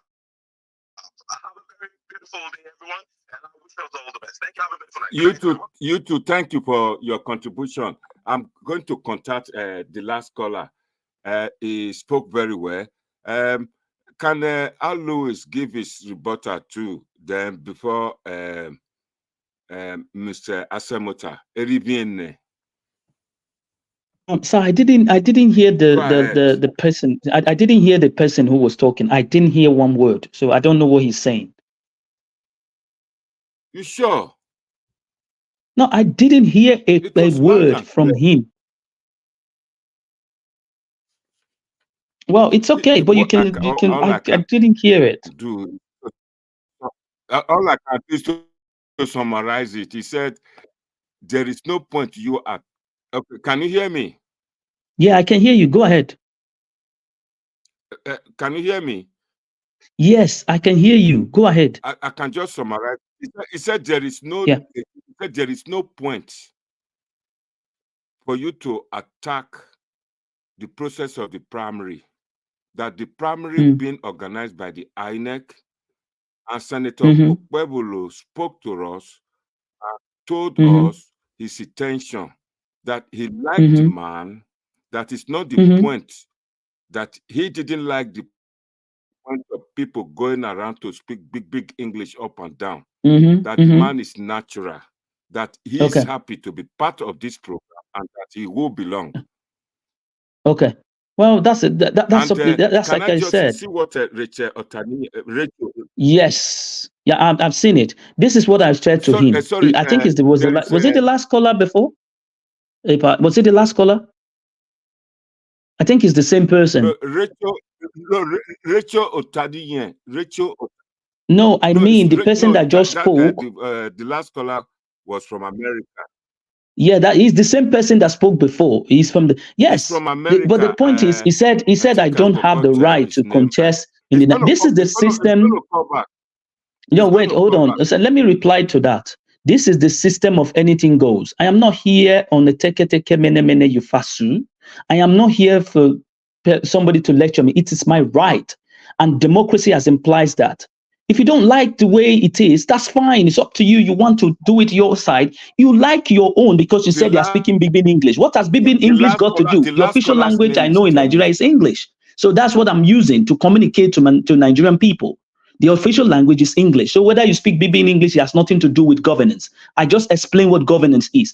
If I is a concerned citizen, I believe that what I am hearing from the grass, which is the foundation of how these people were being elected, was not a clear, a free and fair election, and it was all a kind of a gullibility. Then I should be concerned, and I don't want to know this man being given the mandate now. Let me hear what they want to say, and I've just heard it from what I can tell, from what I can see. If you are convinced, so be it. But from what I am seeing, I am not convinced in one, not even a percentage. That's what I said. It's simple. If he is convinced, okay, I respect his own. That's what I can say. I'm not convinced. But he's saying that he's a senator, it isn't this thing. So I understand what I'm saying. So if you are convinced by what he said, okay, I have my own opinion. Israel Asemota, 1 second. Israel Asemota, 1 second. There's a call from America again. Hello, go ahead, caller. Can you confirm that Asemota can hear me now? Can you confirm that Asemota can hear me now? Asemota, can you hear him? Asemota, can you hear me? What did you say, sir? What did you say? Israel, what did you say? I can hear you. I can hear you. I can. Oh, you mean the caller? Can you hear him now? Let him talk. It's very faint, so I don't know. It's very faint.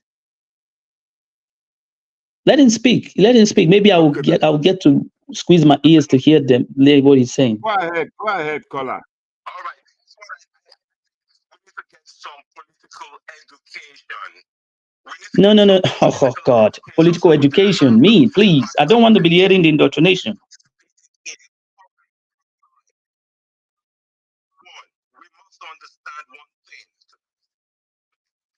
For Edo State governorship elections do not commence until the 21st of April 2024.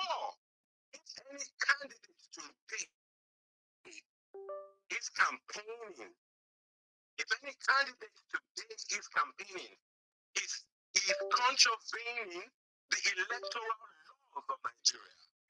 So you cannot expect anyone, if you're looking for convictions, you need to wait and be patient until the 21st of April, which is the approved date by the Independent National Electoral Commission for commencement of campaigns. If you do not have that education, you will have misplaced your expectations for what you expect candidates to talk about.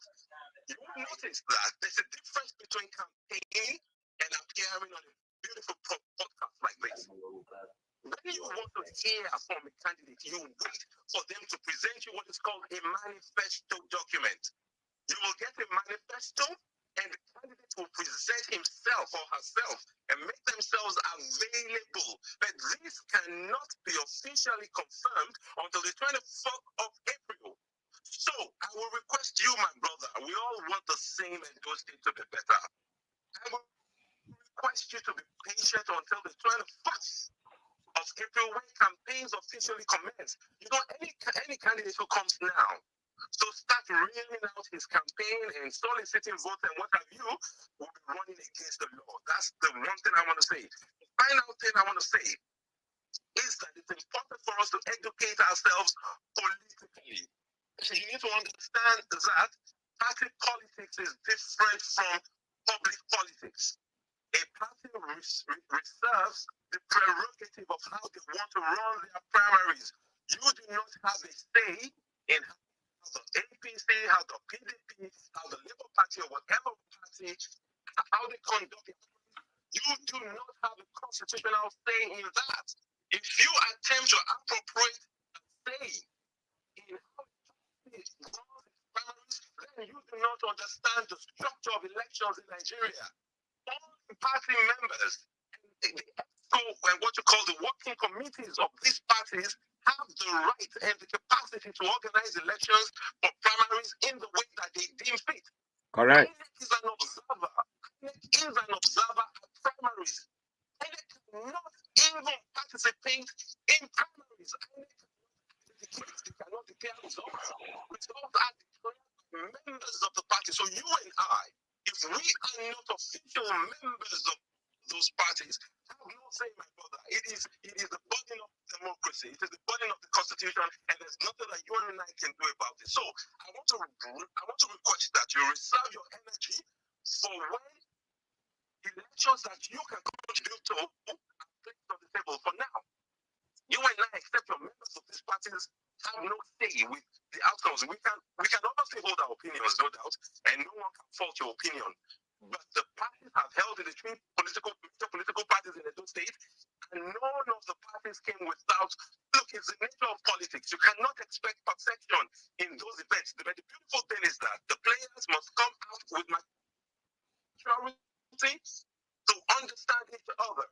The players must come out with one mind to represent their parties. And please, let's just wait until campaigns start proper. Let us not jump the gun. Have a beautiful day, my brother.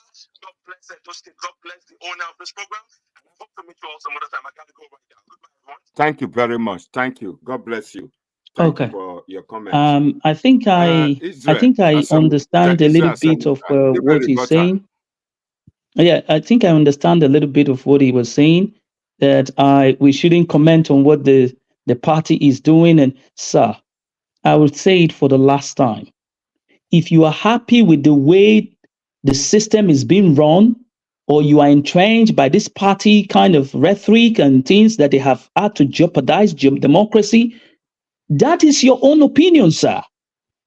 That is why I told you. You said it's not by speaking English, but I was surprised that you were speaking English. Sir, thank you very much. That is your own opinion.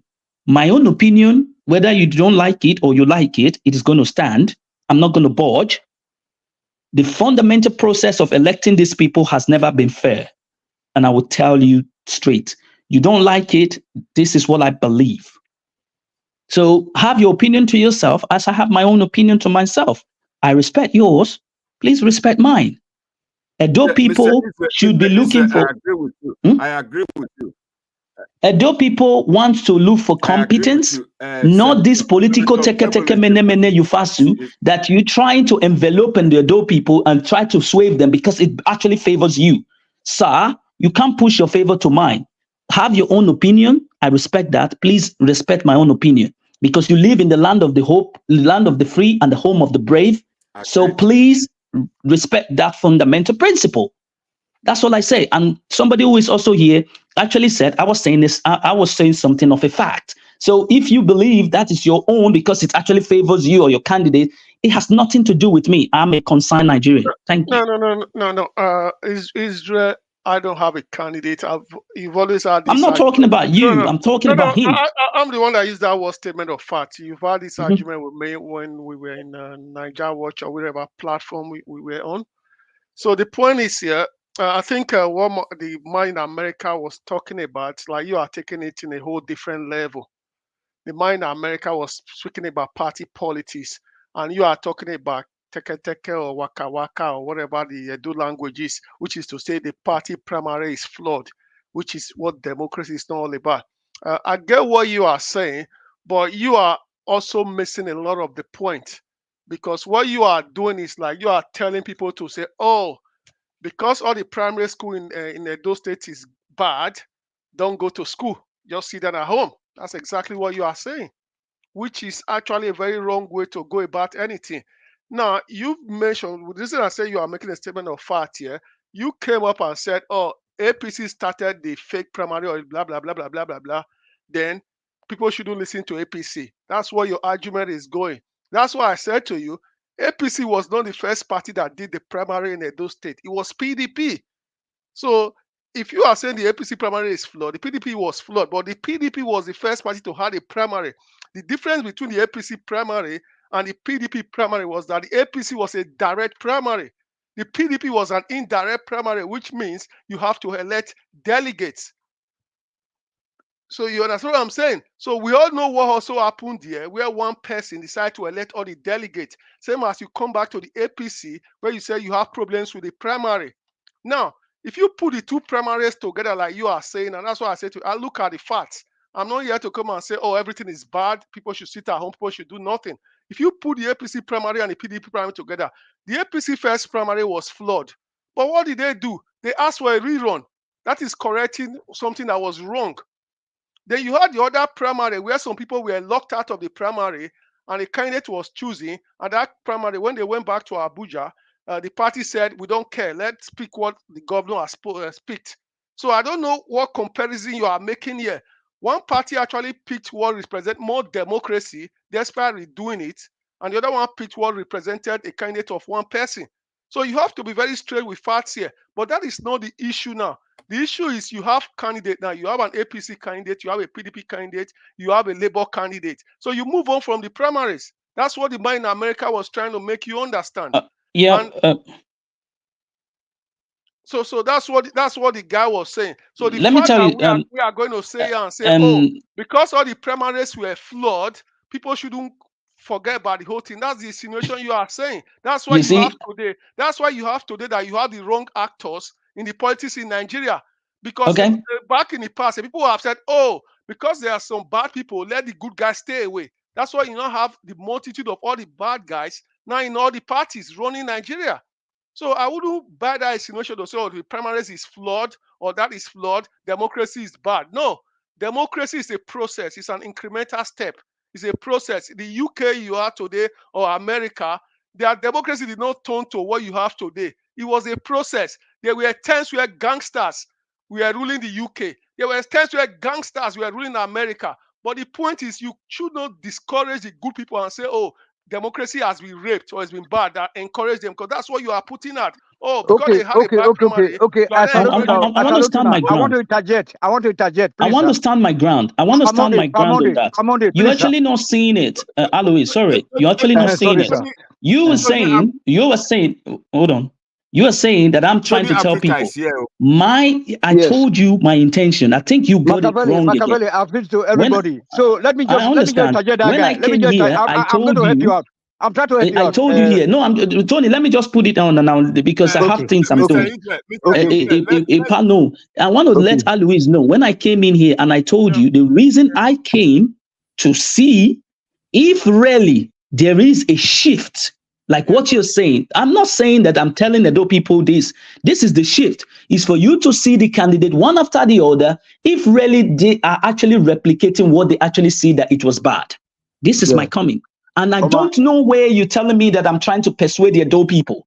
And I just told you here, my reason of coming today is to see all these candidates, and I've repeated it second time, all these candidates who are trying to model democracy, whether they have changed from that. And from what I'm saying today, I am not convinced. Is that the problem? Yeah, thank you, Machiavelli. Thank you, Machiavelli. So before I lose my thought of, my train of thought, good evening, sir, Pamode, and everybody, Edo Network. Tony, you are welcome. And thank you very much, sir. You know, Machiavelli, it was, and the other guy there, I don't know him. But thank you very much, Mr. Tony. Let me start from the top down. Let me start, hold on. Let me start from top down. Not, because you cannot say that, you cannot compare UK and, hold on. You cannot compare UK and, I mean, the speaker before Machiavelli just now. I want to confront you. That is very wrong of you. Because the British and the German, they have nobody to learn from. That is why it took longer process for them to get to where they are today. So, but we had where to learn from. We had other people to copy. But, we get where we want to copy from. At least we copy from them. So the media, we got independent at the same time with all these Asia people. Why are they getting it right? So why do you want to wait for eternity? I mean, when everybody don't die finish, now you say you want to get your democracy right? That APC process where they were counting 1, 2, 11, 50, 300, 302, 312, 315, 320, 700. That is enough to cancel this everybody from APC, my friend. Maybe you didn't hear me. I said that. Hold on. I hear you because you were. Hold on. I told you that I want to start from top down. My name is Tony Africa DPT, aka 419 is for payback. No matter where you look at it from. You understand me? So what we're saying is that we got independent before Singapore. We got independent before Malaysia, all those places. They were coming to Benin, nightfall. That beautiful place where they used to take us to every Sunday. They would buy us some snacks. Dumadu ice cream. Una no do my do ice cream. So I did tell you now. You from there you go to Bojobo, you go to Oneka, where our our guy come from this Ayela Wagwe family. I told me, my friend, what are you talking about? That it took them 100 years to get to, but they had nobody to learn from. That was why it took them that long process. They were just do their things. Hold on. Try by error, then until they got it right. But we will have somewhere to copy from. Like we copy. I'm an engineer. I went to the Beaer Polytechnic, so I'm doing my job in Germany, like most of you there. Like Machiavelli, he went to school in Nigeria. He's doing his job in abroad. You yourself also, you went to school. But you can't do that at home, because you want to be in the same country with aliens that will come over to come and occupy your bushes, and then while you are fighting for one Nigeria. That is why things are not going right. You are trying to force round objects into square holes. What the hell is going on? So we have got people to copy from. Tony, time for Tony. It's time for Victor. It's time for Victor now. Victor, go ahead. Okay, let me go land. Just give me 1 second. Thank you, sir. So I don't want you to make that, so you need to apologize to Machiavelli, by saying that that because Machiavelli was just like kind of like going crazy why we're not getting this right, and he said that no, we should wait. Oh, we are going to get there. I don't know, you didn't get what I said. That's not what Machiavelli, I said. You are getting me wrong. Okay. I never said we shouldn't get it right. You don't know Tony. No. The man that speak to one of my statements. I explained. I want it to be done kia in our language. I explained everything where I talk. I did not say we shouldn't get it right. But what I'm saying is that. But you say we should be patient. We should be patient, Abi. No. Listen. You have to be patient. The reason I use the word patient, I'm saying to him, I said we've moved away from the primaries. They made the mistake in the first primary. They redid it. Now, the reason I said the UK or whatever the gangsters when I saw about the people in the UK, I went to a top one. I referred to when Israel was saying something like it was saying something like democracy has been taken away as the bad actors. Then I said the old democracy is being run by bad actors, but we shouldn't encourage our people because it's run by bad actors and sit at home. That is but the system already encourages it. Hold on. It's survival. Sorry. In other words, sorry, sir. Thank you. In other words, it's survival of the fittest. But at the end of the day, but that's what it is. But if we continue to say democracy has been taken away, all the good guys sitting at home, we keep having these gangsters in the power. That's what I'm saying. We are not at home now. But we are not at home now. That's why it is very difficult, because that's why we should be addressing the fundamentals. The root causes of all our problem is that we are being forced to live in one country with two separate laws. You see, Anna? So, and then you have quota system, you have the federal character, you have all the extra, which you already know about. So that is why things are not going well. And then hold on. And you also have the power that be in the Islamic city of Abuja, where they will put somebody, they hire our man, Tinubu, our own man, our trust man. They go and put it there. People that owns the country, they are putting it there. Tinubu is just a tenant. He cannot do. You see, the other time we were trying to move the central bank and all those from department back to the south. You see how they tackled him, the owners of the country. Have you heard anything from him again? You see, now he's talking about some percentage of our land to be given to the northerners. But we are not going to wait. We are going to go back home. Even if we don't get aeroplane, Wakago, Nigeria, go stop that, that program. You see, people like us are born to, we are extra, you see, we are born specially, to do what I'm doing right here. You understand me? So that one Nigeria is a dead country. So right on, sir. Tony, let's give chance to Victor before that's what I'm saying. I said you should ride on. Yeah, I say ride on, sir. I just told him to ride on. I say ride on, sir. With full respect. Thank you. Yes. Victor, okay, thank you. Tony, you are from Mission, you know that. Victor, go ahead. Yeah, hello, Epa. Can you guys hear me? Yeah. I'm here. Can you guys hear me? You don't even know where I come from. I'm an Edo man, a very proud Edo man. I'm a Edo all round. Hold on now, Tony. Hold on. Epa Domo, I greet you, sir. I greet everybody, Mr. Louis and Mr. Thank you. Good evening, sir. Israel. Good evening, I sir. greet all of you. So yeah, Thank I you. just want to say something here. You know, I watched the engagement you had with Dr. Okpebello. I was very interested in hearing what he has to say because I've never heard the man speak before. You know, this is my first time of actually seeing him speak in public. Hello. And to actually, I was, you know, my main reason for watching Okpebello today was to gauge his level of, you know, interaction and how, just to have a rough idea of the kind of man he is, you know, in terms of governance, with regards to governance. And I must say today, you know, maybe in subsequent editions, he will bring him again. But from what I saw of him today, you know, I have to say I'm not very convinced. I'm sorry, you know, it's just my opinion. I might be wrong. But I don't think I have seen enough to really be convinced that he really has the capacity or the required competence or character to govern Edo. I'm not saying it to put him down. Don't get me wrong. It's just what I saw of him today. Maybe if you bring him again, you know, maybe if he comes again and you engage in more questions and answers, then I can have a better idea of the man. But for today's own, I will give him he's going to be frequent on this platform. Yeah, but for today, I give him a 4/10. You know, that's my score.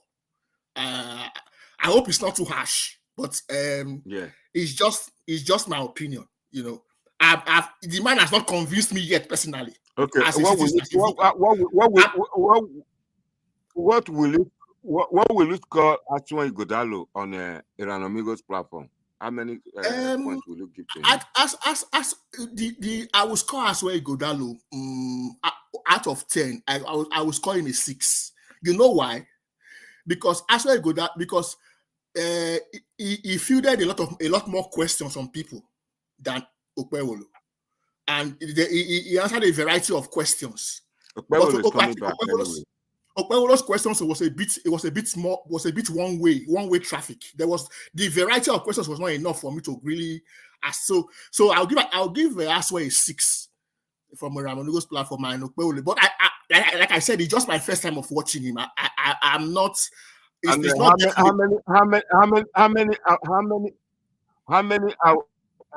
How many hours did Aswa Godalo stay on it? I don't know. It was almost 3 hours per Monday. Almost 3 hours. 3 hours. Yes. Hey, and people were calling in. He answered more than 100 questions. I think that's why I'll give us a 6. I think they had and then you know that what prompted him to come in was that people were criticizing him, people were talking bad about him. He decided to just come in, and then he started to answer all the questions. But one thing that he failed to point out is that he didn't point out a particular program that he was going to give out free, like free education, Mr. Monday, sir. Okay, understand? You have to say, I want to give free education. You know, forget about wherever people are coming from here, whether you're from Isha, you're from Benin, you're from whatever. Any candidate must come out to tell us that I want to give free education. May they kind of block us, may they show us. It was okay. Or I want to revive this Beaer brewery, a flour mill, and then an Okpebello cement factory. Those one is enough for us to kick off. Mr. Tony. Yes. All this you are saying now, please. There's some language. Please don't be using it online because you know the language. But you should not know what they call blockers now. Please. I don't want people. Let's not talk about that. Okay. Hold on. What we're talking about, it's not about all these. How are you going to fund them? You see, all these things are things. Build roads. No. Listen, I am not convinced with all these things because you can't be telling me governance has to do with. It's not when you say, "Oh, everybody." No, these people will sit down. Those people will start asking questions. It's not about you speech it to one side. How they funded them abroad? How they funded them abroad? They're born with double head. They're born with double head. Why can't they be said okay? How are you going to fund this project? How are you going to get this money? The money is all there. These things that we want to know. It's not about just bringing them and come and read it to the other people like a script, and you expect me to be convinced by this kind of. This is why I call the teke mene you fasu. You want to sweeten the other people and deceive them into a politics of hope that has led to politics of hopelessness. Israel on the defense of any candidate, including Akpata and I've not I've not listened to Aswani Godalo. I've not listened to him. I don't know him. I don't know him personally. I've not listened to him. I want to listen to everybody, including because this is about competence. That's what we want. It's not about all these things. Build road, do this one, borehole, this. Come on, they're not kids. I've listened to him here. In defense of APC candidate and the Labour candidate, I would say, like you say, you live in the UK, we live abroad there. They cannot give you specifics in terms of where they're going to get their finance because they are not privy to government documents. Aswani Godalo could be able to give to you because he's close to the governor or whatever it is. I'm speaking to you that somebody that understands politics. So you will get more figures, more numbers from there. But that is not the real issue. Like my brother said, no, Louis, that's the real issue. You can't be telling me you want to. It's like, you know why I ask you? You know why I ask you that? You said you okay. Hold on, Israel. I'm giving you a practical example. If you look at the APC candidate and the Akpata candidate, they cannot give you practical financial numbers. All they can speak to you now is what they see from the federal allocation because they are not privy to those accounts in the state government, which Aswani will be privy to. Like you have in the UK, the Labour Party will get documents from Conservative and say, this is what's in whatever. You don't have that in Nigeria. Like my brother was saying, what you need to hear from this other kind is their vision for the state. Like when you talk about education, it's a vision. Alois, I get what you're saying. Lying to you. Alois, I get what you're saying. Okay. You see, when you talk about governance, whether you have this or that, we have 8 years of the continuous rhetoric all the time. We're going to build roads, like you're saying. Oh, this one they all came with Oshomole build this. These are all potholes. Yes. Then and you are telling me that you same rhetoric that these people will still be using it in the 21st century? Are we kidding? No. Then you expect me to be convinced by all these things? No, you don't. No. Listen. This is why I'm telling you that. Nobody should come into things and start. You cannot convince me on that. That is why I told you I want to listen to as my concern. I'm not interested in all this party, and that is why I told you right from day one. And I saw the structure. Oh, this is how we get here because we are heading to the crossroad again with all these things starting now. So he said your today determines your tomorrow, and I've just seen the today, and it is going to determine the tomorrow. So that's why I'm coming from the grassroots, from how it's all played out. But the point is that you can't tell me. I want to engage you. I want to engage you on this. The very important point, Mr. Vito. Look, what is wrong in giving free education?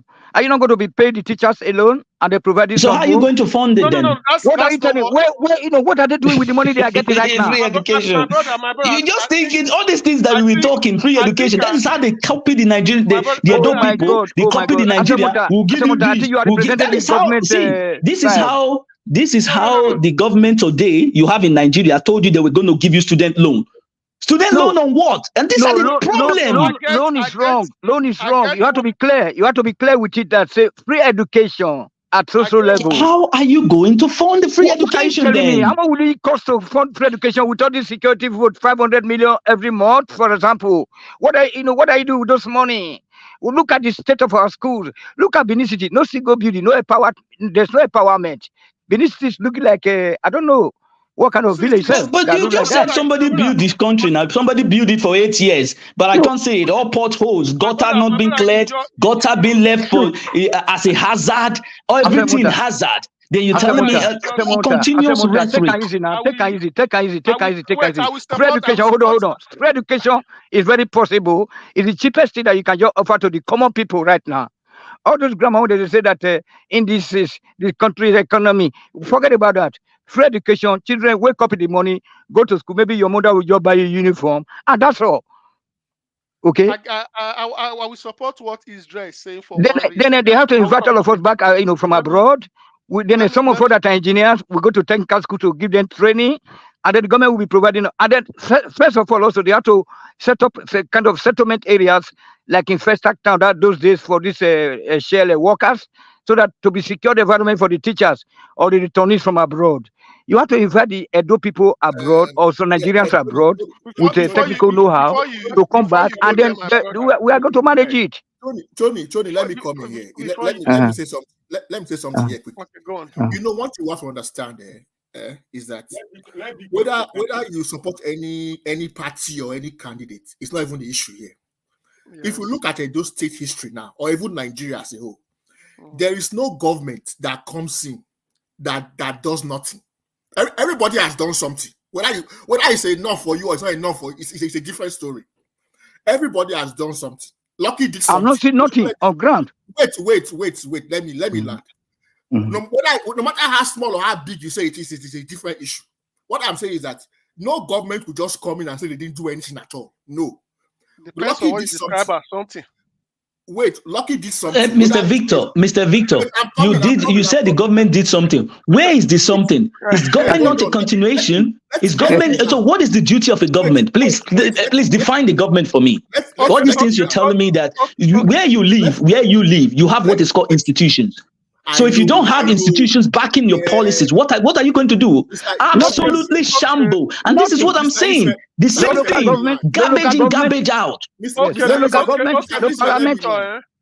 Victor, there's one thing they say about this current government. May I use your word do something? There's one thing they say about this current government, and they say education has been vastly improved. Schools are so good in Edo State, Benin City. Somebody phone me and tell me these stories. Then the question I ask him when you say do something. Should I ask you the question I ask him? What do you ask? I said the schools are so good in Benin. Can you tell me any of your brother, your sister, your auntie will go take a pick, come out for that private school, go put for government school? He say you don't know anybody. Now I say you don't answer the question. I understand. Louis, because all the government you've had from the local government to the federal level, they have no ideology. Thank you. It is very crystal clear and simple. Look at what you have in the federal now. Nothing to write home about. These are people who are supposed to be putting policy. So you're having technocrats, right? Technocrats that are actually making the country. You see people taking money from the public treasury and putting it in their pocket and say, this is how we do it.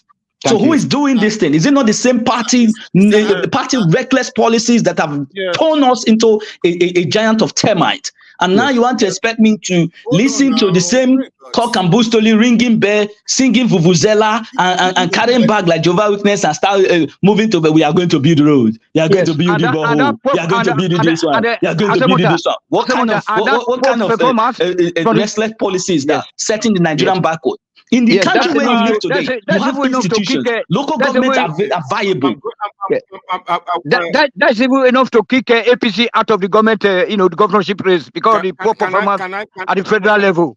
Asemota, just to add to your point, you know what I'm saying? It's enough to just kick APC out. Tony, hold on. Yes, are they listening? Yeah, Pa. Okay, I'm the moderator. I'm going to take one by one. Let's have a constructive debate here. Exactly. I want to throw a question in. Mr. Victor, you've had the opportunity of listening to Aswan Ighodalo on Iranomigo's platform. Yes. And you've had the opportunity to listen to Senator Okpebello. And maybe you've read much about Akpata. Can you tell me of the three forerunners, who do you think will win the Edo people's heart? Otaniye is there. I want people to respond to Otaniye, Rachel Otaniye later. Go ahead. If you say who is going to win the hearts and minds of those at this time, for me, I think it's too early to say at this time. But if you say for now, who is, things can change very quickly. We have not entered the campaigns proper, and there has been no debates here between the candidates. So it's very difficult to say who will definitely win the hearts and minds of Edos.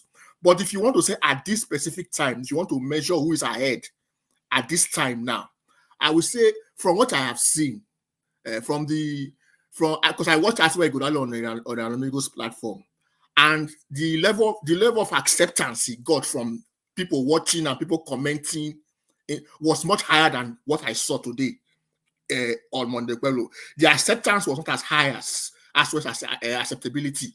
So in that regard, so my metric here is acceptance. Hold it there 1 second, then.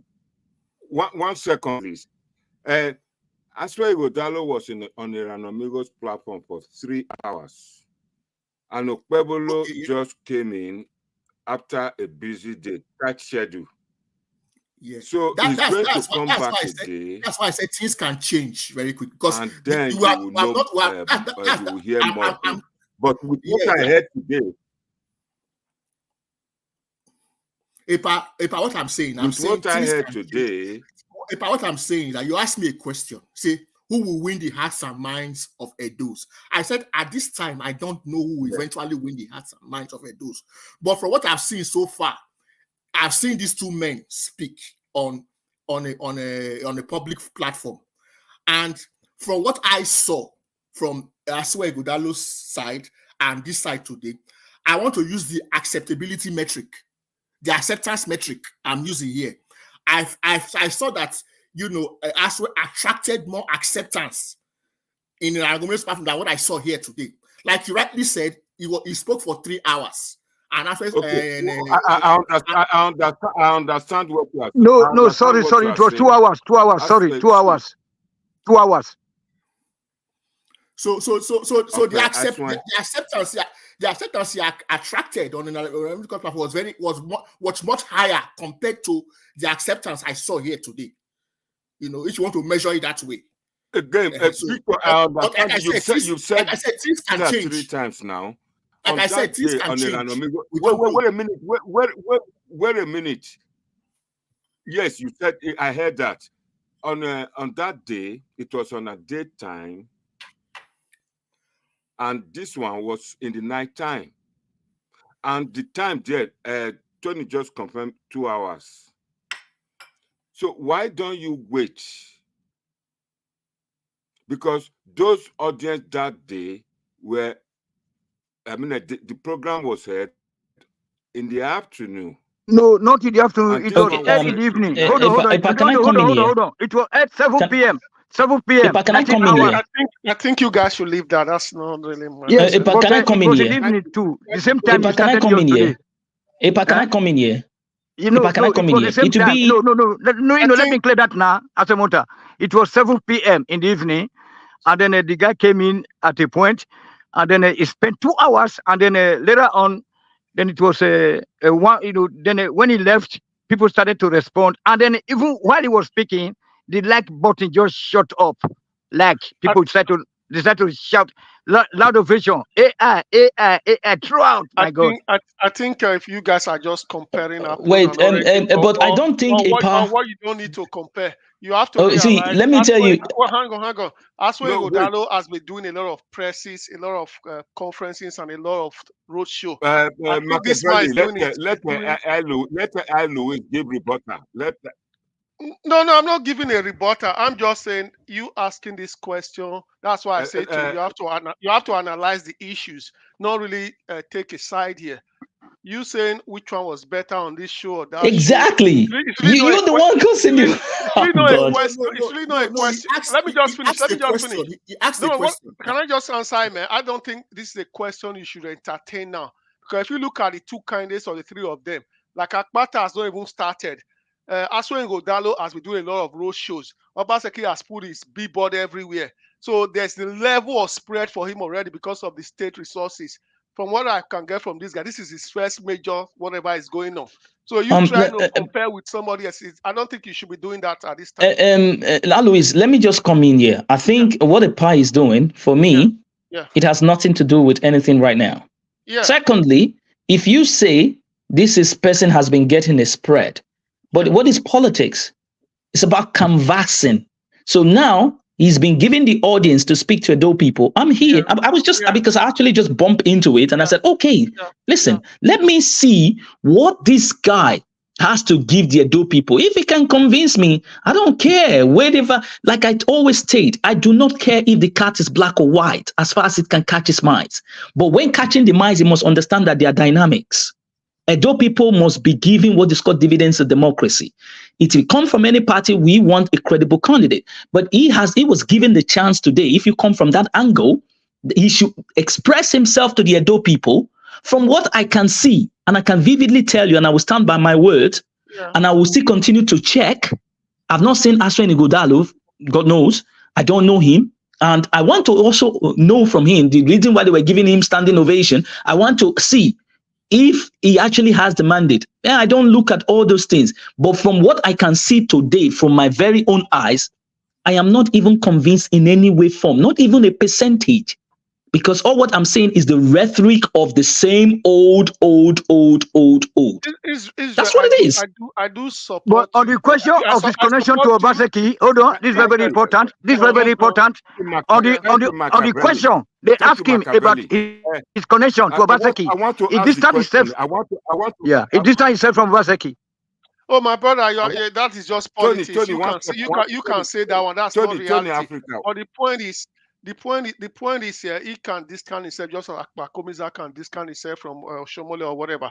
But the reality is there. So that is just for the optics. But what I'm trying to say is you've got these two candidates. I don't think you should be comparing them now. Just talk about your candidate or whoever you want to speak about. That's why I said stop talking about who made a bigger platform. It's just...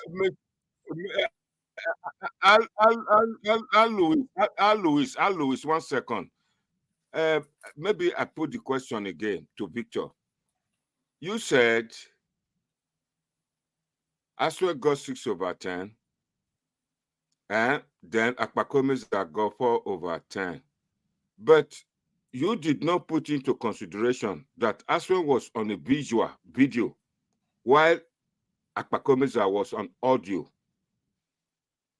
What has that got to do with it? But this is absolutely baseless. You see, this is the reason why I don't believe all this thing.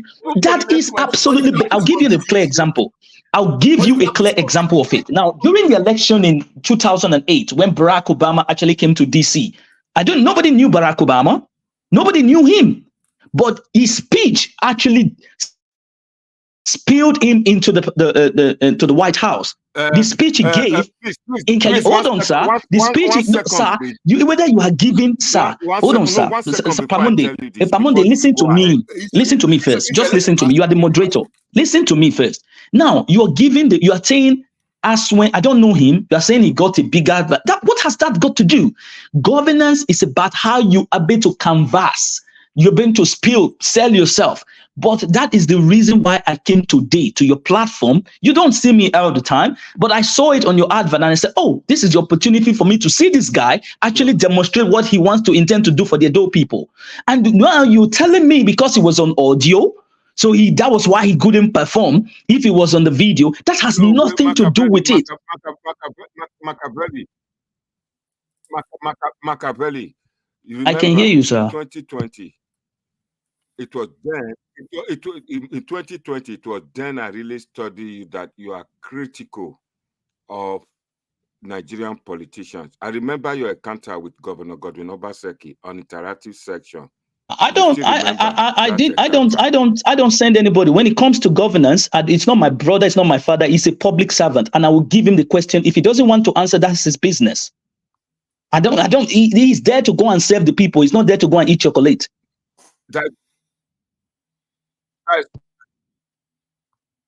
You had a strong argument with Governor Godwin Obaseki. It was then I said, and in most time when I was on a Niger Watch, you always come up on the critical questions and that you don't like them. None you like.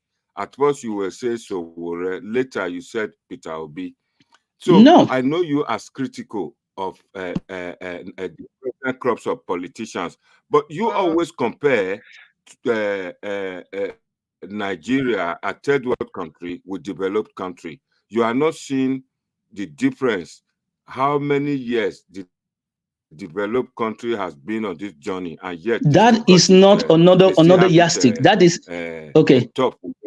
Okay, but that is not another. That is another base. It doesn't hold the ground. Do you know why it doesn't hold the ground? So, what is the difference between Nigeria and all other countries? I don't know. They are both countries. The thing is that I would have loved to bring a lady in, and that is Rachel Otaniye.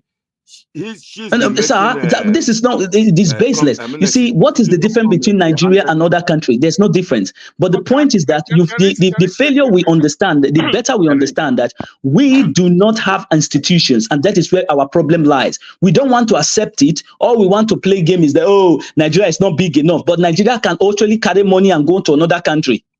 They can go to another country and excel. I do. So what's the point? And make your institutions right so that you can compete with other countries. It's simple. I support a lot of what you are saying here because those yardsticks are very important. The reason I say that because I can't be compared. If I compare Nigeria with Denmark, for example, sorry, my brother. If I compare Nigeria with Denmark, they are both countries. What is the difference? The difference is that Denmark has an institutions that actually make sure that the government are put into their right place. Why is it that whenever they criticize government is going to say for Nigeria, you don't understand politics? What do you mean you understand politics? Criticism is allowed in democracy, and that is why the country will grow. But we don't have institutions. That is why you see people will come out and say, I will build roads. Nobody's asking them, how you want to build the road? And he's telling them, you build road, you come tomorrow, another person will come, you build. Institutions are to serve like a cash machine. He doesn't know his father or his mother. Ministry of Work. Hold on, Senator. Like Ministry of Work, now that's one of the institutions. Can you just imagine? Can you tell me what they are checkmating? Hold on, please. Can you guys just imagine giving money to those so-called senators, constituency project money? When they are sitting, they don't even go there. For 4 years, they don't go there in 4 years' time. That's what the institution face. No police. Hold on, Mr. Aloe Dahu. So no, there's no checks and balances. That's what Asemota is telling you guys. No institutions to check on it. No watchdog. Hold on, please.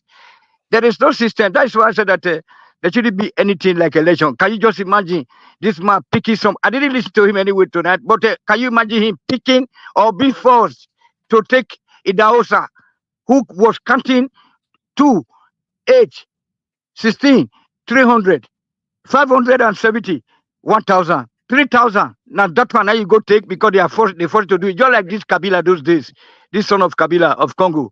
When the father died, they said, okay, you should come and be the governor or the president of Congo. Then the French president will be there, minister, they will be there. It's okay, shake hand. That's what they did with this guy now. For picking that Idahosa as a running mate, it's already a total failure. You know what I'm saying? I'm not a racist guy. I don't hate Ishan people. I don't hate Benin people. I don't hate Owan people. I don't hate Akoko people. They are my brother. Only Auchi we have is from foreigners there. But I'm just telling you guys that all of us are from the same family. You know what I'm saying? It's like the Benin people. The Edo people, they are like this one papa with many wives.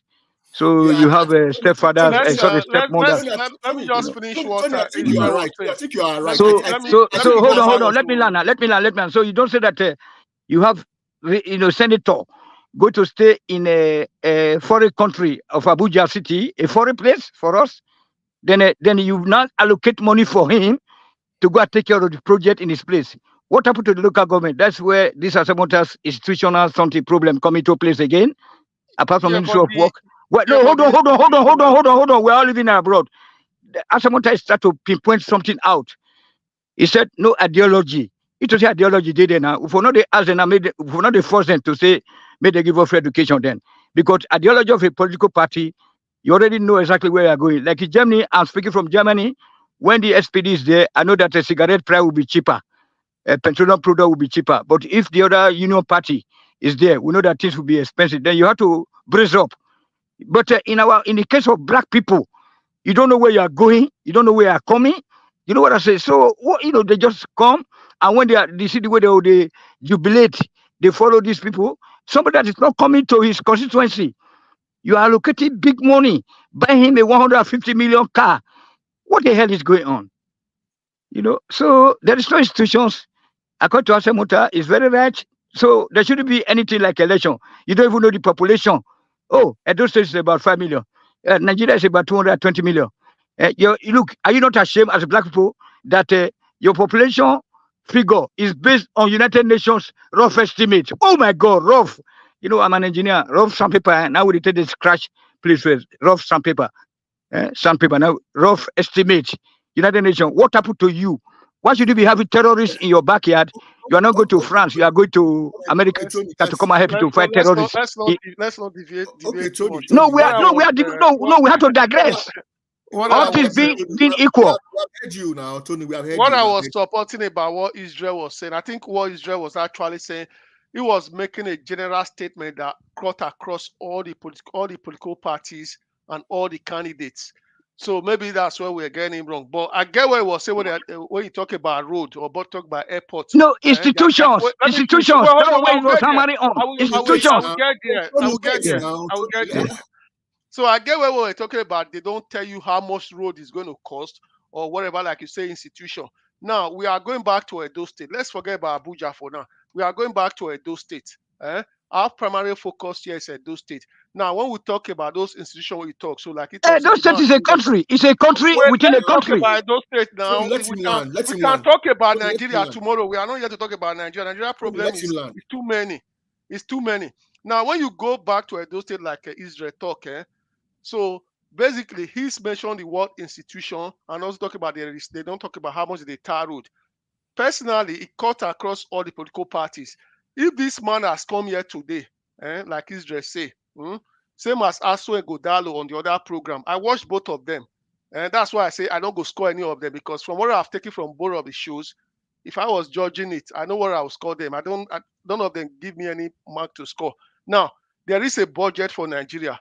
There are figures. I can give you a simple example. The FAAC released a result every month. For February, the total allocation was put 2.07 trillion naira across the 3 tiers of government. So if you divide that one, the state government and local government take 35 and 25. They actually take the bulk of the money. So a state should be able to know how much it will receive in a month. That's a fact. That's a fact. That's a statement of fact. So whatever I expected from Akpako Miza and Aswen Godalo, they should have come here and say, oh, like when we were in the other platform, Israel, if you can remember what I keep saying to you, when they brought that issue of say they want to build Gele seaport. Yes. If you remember what I said to you, yes. I think that is the biggest scam that we ever happened to Edo State. Yes. I gave you my reasons, because I'm an analyst. I can release the reason I said to you again. Yeah. Number one, for you to build a port, you have to have what they call an evacuation corridor. That is correct. Edo State do not have an evacuation corridor. You know why? Edo State doesn't lead to anywhere in terms of industrialization. You have a port in Warri. You have a port in Calabar. Edo State does not need a port. It's waste of money. And secondly, there's what you also call about the train has already left the platform. Why do you need a port in Edo State when you already have the train being connected to Ibadan? Before soon, it will come back to the coastal train. So let the thing drop in Lagos or Delta and go and pick it up there. I said that from day one. I said it's the biggest scam that the government is going to do. They all laughed at me. Because I did the math, I did the calculation. You don't love Edo. You don't love Edo at all. You hate Edo people. We need a port. We need a port. We need a port, my friend. Tony. If you listen carefully, this is why somebody like me, it is very hard for you to get me all these things. What he's saying is absolute. It's not even 100%. It's 1,000% right. Okay, but the point is that we are carried by hallelujah. Yes. All these things he's saying, I know when he said it, and I know when we're arguing, when all of us were debating about this thing, and I still remember. But this is why it is good not to be singing hallelujah. Try to listen and just get it jotted, because what we are where we are heading to, Homo, is going to be disaster. Okay. I'm telling you. What's stopping for having a fishing jetty in Ilushi? Fishing jetty, Wait, but up the River Niger. Hold on. Let me ask you a simple question. You keep talking about this port. Let me just give you a simple scenario. Okay. The modern ship, the ships that goes to countries now, do you know the kind of ship that goes to country now? These are ships like you call super ship. Do you know what they need? They need deep water. deep water for them to say. Louis, 1 second. We have to dredge them. Louis, 1 second. Yes. Louis, 1 second. Madam Rachel Otaniye, listen to what Louis is saying. Louis, go ahead. Listen, my brother, I'm not saying if you want to build, I'm not saying if you want to build a port in Gelegele, if you ask me, say you want, I go tell you, say go and build, I'll be hallelujah. If you have spare $2 billion, you want to go and build a port, spare, you know what they call spare? That means say the money there free. You don't build school finish. You don't build airport. You don't build farm. You don't build Welu Road finish. You say you get free 2 billion. Go and build it. But what I'm saying is that for you to build a port, you need to have an evacuation corridor. The reason you have a port in Delta is that you have multitude of oil industries. And those companies need it. Edo does not need that thing. Edo State should focus on is what you call your advantages. We got opportunity cost or what you specialize in. If you go to America, like you say so, and there are states, the state of Massachusetts, or what you call Boston, I don't know how to use that word. It's an educational state. Massachusetts. Yeah. And those states can focus on where they have comparative advantage. Education, agriculture, and micro industries. You are talking about a port. Lagos State built a port and it cost 1.5 billion. You see how many years it took them. And Lagos State, and they had the biggest budget in Nigeria. And those they go and look at how much of Baseke has been reading for months. How many months have they been tying K1 Road for the past 8 years? As if we have to be aiming high. I have to interject. We have to hold on, please, sir. To the deep sea. No, hold on. I get you, sir. To the deep sea problem, we need to readjust our borders with Ondo and the Delta State. That is where the Edo people, they are mumu and mugu. And it was Professor Omo Moruji, they used to come and cut that place out from us. And then all the oil wells, we lost. We are saying that we are the same people with the Delta people, but they don't see us as the same people. You know what I'm saying? So this is very bad. And then now Bini and Isha. This is the point. You see the point? They fight each other. Hold on, maybe let me talk to now. Edo people. You have to aim high. Hold on. I don't know the carry last. Wait. You don't see my voice? You can see my voice. Hold on. Now, original Edo people, now they talk to them. So you have to aim high. Is he not an Edo person? Just like you are an Edo person. You can use the badges. Tony, let them I don't understand. Let them do Tony, it. hold on. You are saying original. Hold on, Tony. See, this is where we get it wrong. Yes. Everybody on this platform are all citizens of that country. Yes. So I don't see how you are saying original. Please, respect his right. He's also a citizen. No, don't say you are original because there's nothing original in anything there. What my brother is saying is that we should believe in fantasy and forget. No fantasy. You have to aim high. You are prescribing. That's aiming high. That's fantasy. Do you know what it's called Iyala? Do you know what it's called Iyala? All this boat for Benin, we can convert them also to like even pump water, those water for flood. All those our upper now, where is the money? All those water when they flow for the pump into that Iyala, and they get all those small boat canoe. They fly there to Oba Market side. You know, but let me vision. You need a vision. Let me ask one question. Let me ask. Everybody keep talking about allocation coming to Edo State. All the money coming to Edo State is million, billion. I agree, but have we asked ourselves what is actually Edo State expenses every month? What are the outgoings? How much are they servicing for debt? How much is their salary? When you remove all those expenses, what is left? Can we ask that question? Victor, State is among the 10 highest indebted states. Victor. Okay, let me ask you. Victor, wait, that question, I'll give you a simple answer to that. Now, look at all, since we transitioned into democracy, which is accountability, give me any of this money that has come into that state, which is one of the 10th highest. Tell me how much was audited so that Nigerian Edo people can see what they have spent the whole government that has come into place. Zero. So you see that your institutions have failed you as a citizen. So all these things, they are coming. See somebody come today. You see the reason why I'm not convinced? You are talking about, I told you, What are you doing? You say it's a senator, he brought borehole. But you forgot that we had Edo State Urban Water Board. The borehole you are setting, you trying to become the candidate, you're not even thinking how much of the ground that has been shaken. These things, what is going to be the effect in the near future? Everybody is just actually making a government of garbage in, garbage out. This is how we get here. This is how we. No, you've not even thought of yourself. You don't think of yourself that in Edo State we have what is called Edo State Urban Water Board. Did you hear that? When I was growing up, we used to have pipe-borne water. There's no pipe-borne water anymore. All these things they are telling you, I will build this. You are building boreholes. You are not thinking of the effects. Reservoirs in every village. You hear what I said, that amen and fantasy. One of the candidates for this primary election across the party, I'm not going to mention the party. Yeah. The paper he took to a TV station, one of his main projects was that he's going to construct train inside Benin City. That is why I asked the question. That's why I said. That's why I said to you just now. Anyhow, I say about fantasy. Let's go back to building train.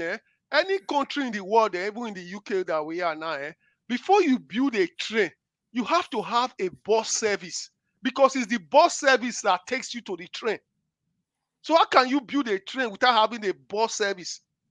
Yeah, for connections, you are right. That's what I'm saying to you.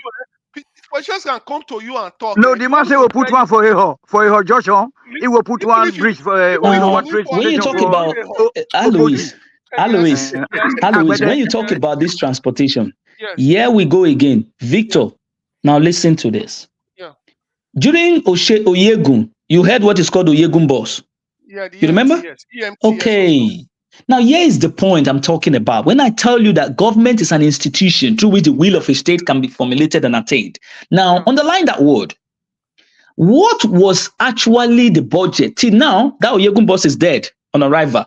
Nobody is actually probing that to say, what happened to that bus? Why is it that bus is not working today? But in other countries, you will see a bus system will be running, another government will come, the same thing will be going. The institutions are the ones that are championing these things. Have you asked yourself why we don't have Israel, exactly. This is the thing. Okay, Israel, let me ask you now. Let me ask you a question now. Okay. Yeah. What is the solution? What's the way forward? Okay, here's the point. This is my own thing. The point is that we need to get our institutions right back on track. That's the first thing. The first, because it is the institution that will champion any policy put by any government, and that institutions are going to run like a cash machine. You know, cash machine. Let's say, for example, Mr. Victor, you put a cash machine in your house. If you ask that cash machine, say, make it give you 10 naira, it's going to give you 10 naira. It's not going to give you 20 naira and tell you, oh, because Victor put me there, let me give you 10 naira. Let me give you 20 naira. It's not going to happen. These are institutions that are supposed to also investigate themselves when time comes. Because if not, we are going to be seeing ourselves in a retrogression like this. That is why I call it a government of garbage in, garbage out. All this talk and story they are telling you, it's not going to work. We come from the federal level now. That's why we say we should separate the country so that everybody can be on their own. Let me ask you a follow-up question. Follow-up question for Asemota. Okay, do you think that from what I heard, I've not really been there myself, but they said that Obaseki has made massive reforms in the civil service. Do you think they step towards that direction?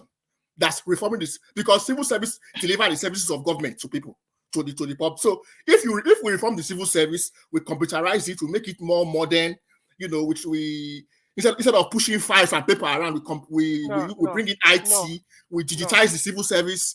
Do you think it's a step in the right direction of making our institutions more efficient? Yes, and yes, it's good, but it depends on how it is being run. Is it being run under the system of Godfatherism when I come in and do my own? I think what Israel is saying, the idea of you putting computers or setting up like you saying, is good, but it's superficial. Exactly, because somebody is still going to. Let me explain why I say this. Because why I say this, a few years ago, the issue of land grabbing was very rampant. But they said that Obasi set up a GIS, which helps with the issue of to make it more, not to eradicate the problem, but to at least minimize the problem. That if you register your land with the GIS, no two people can have the same land. That problem of land disputes. That's just one NDA that doesn't involve money. That's something you can just write and say. I understand, but what Israel is saying. Let me explain what Israel is saying. What Israel is saying. Can I just finish it? What Israel is saying is that when you say, hold on, please. Hold on. Alois, 1 second. A chap from America, he was with us before. He wants to talk. He's there. He just came in. It's I. Thank you very much, everyone. Thank you very much, sir. Mr. Ibo.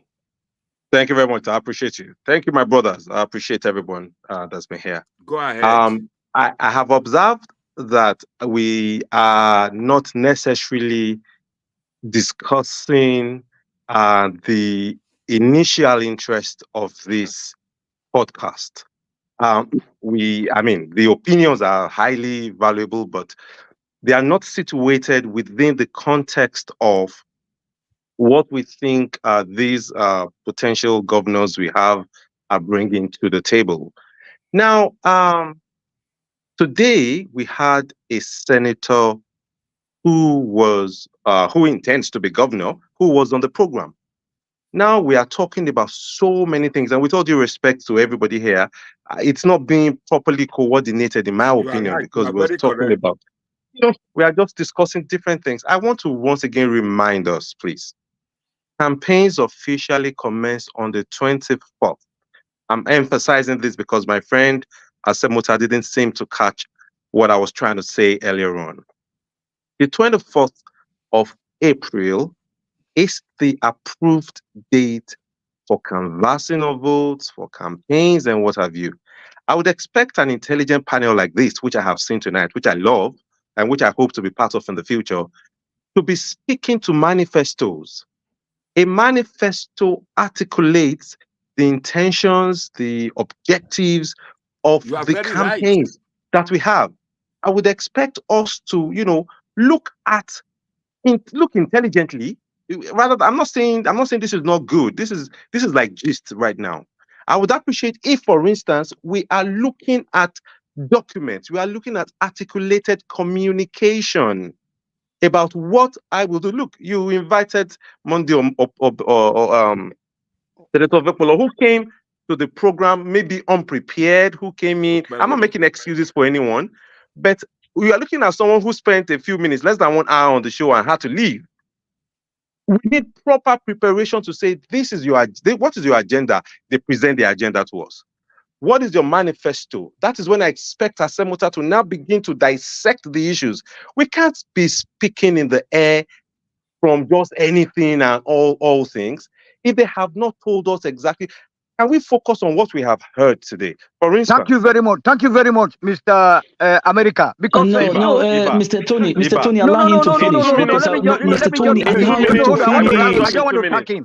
I want to attack him. No, Mr. Tony, allow him to finish. He's actually saying something. Let him finish. No, the man was speaking. Hold on, let me just come in there. Pamode, please. No, Mr. Tony, you won't come in. You have been coming in since. Allow him to finish now. We should focus on manifesto. But some of us are saying, no, we have no money. We have no money. Let us confront the candidate. What have you got in stock for us? About someone said that there's no money in the state. Whether Papa Nine is still on the money there. I mean, my Papa Nine is still on the money there. My brother, please give me 2 minutes. My brothers, give me 2 minutes to finish. I beg you. My brothers, just give me 2 minutes to finish. Just 2 minutes. I'll round up within 2 minutes. Now, the distinguished senator who came today spoke about roads. Asemota seems to have a problem with infrastructural development. Asemota is talking about institutions. My brother, before you take a journey to the ideal, you must be prepared to deal with the real. You cannot fly. You cannot run without walking. If the people are hungry, Trust me, my brother, you cannot be talking about institutions. If the people cannot get water to drink, it's sad that in Nigeria in this 21st century, we are still dealing with subsistence, but that is what it is. We have to admit it and accept that.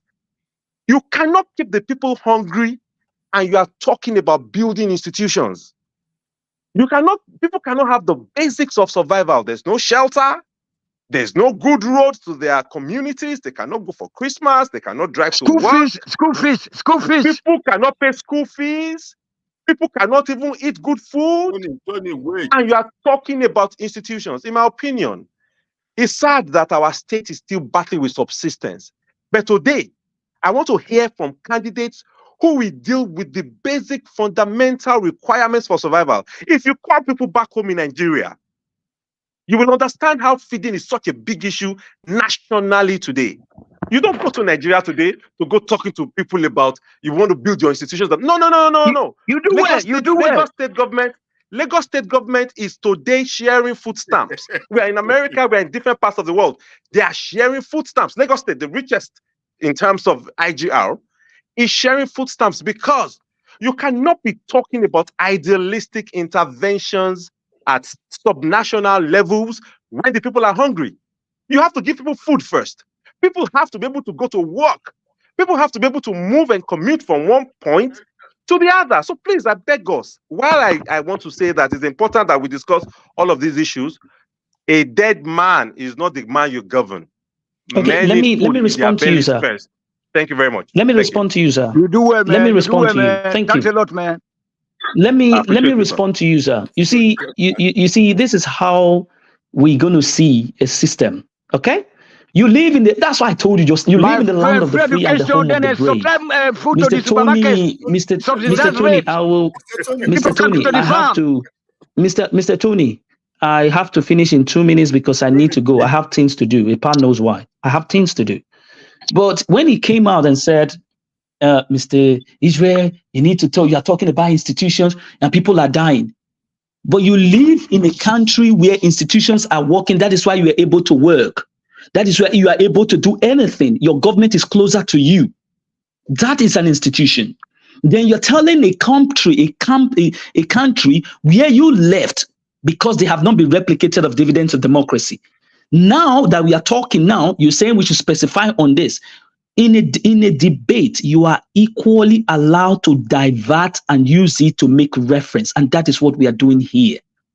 And I don't know why you feel it like we have to be specific on your point. Like you said, you don't want to. I am not interested in those kind of rhetoric policies. That's why I told you, respect my own opinion. And I'm going to start, and I'm not going to do it the way you want it. This is not my kind of person. Maybe this is the first time you see me. I am not Ask a Pie, he knows me. Whether it's Obaseki, I will talk to Obaseki because he's a public servant.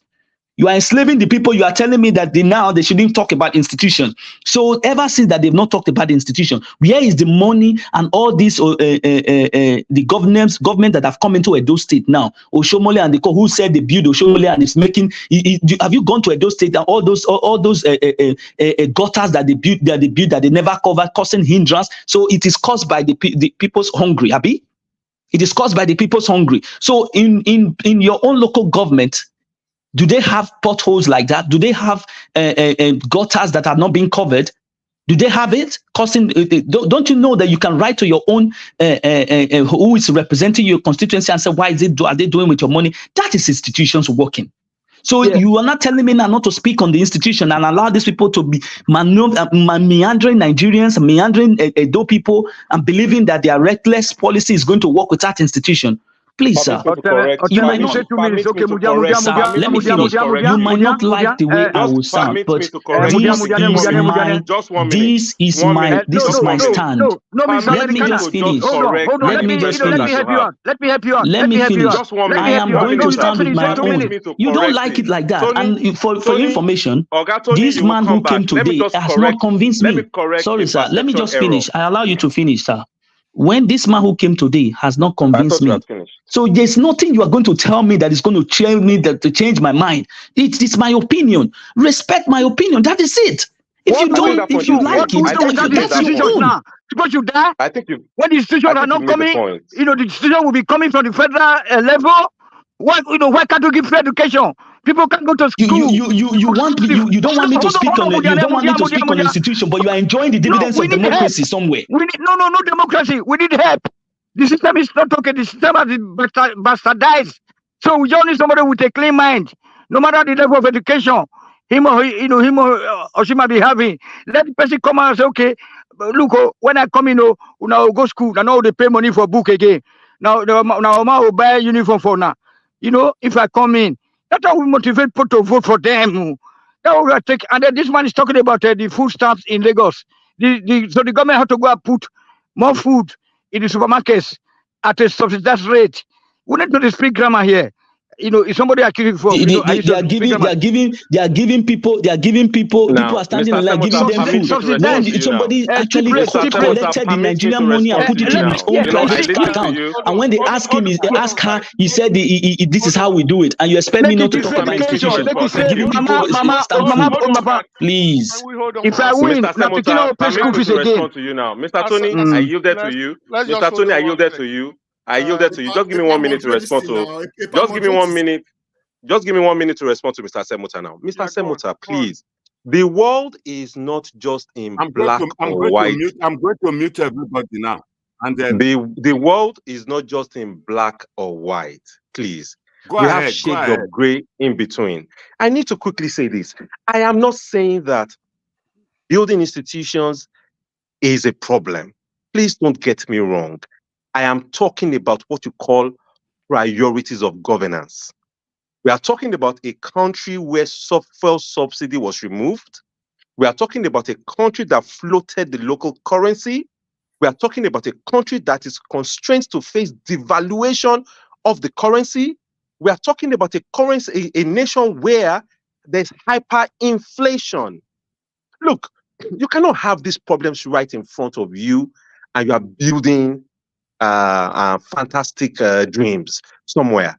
You have issues of high costs of virtually everything, which have been occasioned by reforms by the central government. What I am saying tonight is not to say that your suggestion about institutions is hogwash. I would not say that. I am, however, talking about priorities. What is important today? What is needed by the people today? What is required for their survival today? It is not so much to say that you should not build your institutions. No, I'm only saying stage it properly. You have a process which you can go through. You have things that are immediate. You're an educated person. Some problems are important, but they're not urgent. Some are urgent, they are not important. Some are urgent and important. Subject around subsistence. That is, I can't buy food, I can't go around, I can't drink water. All those are important issues. And like I said, it's sad we are still at that point, but I'm looking for a candidate that will not come with grammar, but one that will solve but you were speaking grammar of the state. Thank you very much. Thank you very much. But you were speaking grammar. You said you don't want grammar, so you want somebody that will build borehole without actually looking at the effect that borehole is going to cost in future. Is that borehole you want? Because people are hungry. It doesn't hold ground, sir. I'm sorry. Let me speak. This fixation on borehole or no borehole or whatever. The man always spoke to you about what he use the personal money do before he go there. That is up to him. So whatever, the people that benefit from the borehole, they are drinking it. Let's forget about it. So what matters is you talk about institution. We can keep arguing whether there's institution, there is no institution. People, they're hungry, they need to chop before institution. The question you don't keep asking yourself, we Nigerians, we are very good at throwing all this, that. See what you need to ask yourself, asking yourself, say there's no institution. You need to ask yourself the next question. Why is there no institution? Correct. Why bad governance, bad policies, and actually no accountability? No. You don't have. And then how do you do it? So you are just going. It's like you working and nobody's asking you questions. That's what you want? Hold on. It's not by policy that we don't have institution. I'm only basing listen, forget about Abuja, forget about Nigeria. Let's stick to the local Edo State. Edo State is a sub-national, like my brother Feto. Forget Nigeria. Talk about Edo State. The reason you don't have institution in Edo State, in Delta State, in Abia State, in Ekiti State, it's not because somebody didn't formulate a policy. is because the same people you are voting for in November. Your governors do not want institutions. You mentioned government go do those things where you talk just and say they go give computer. That is just surface. That is just cosmetic. I'll give you a simple example. Those things that you are talking about now. The governor is the commissioner of works. Is the commissioner of agriculture. Is the commissioner of finance. Everything.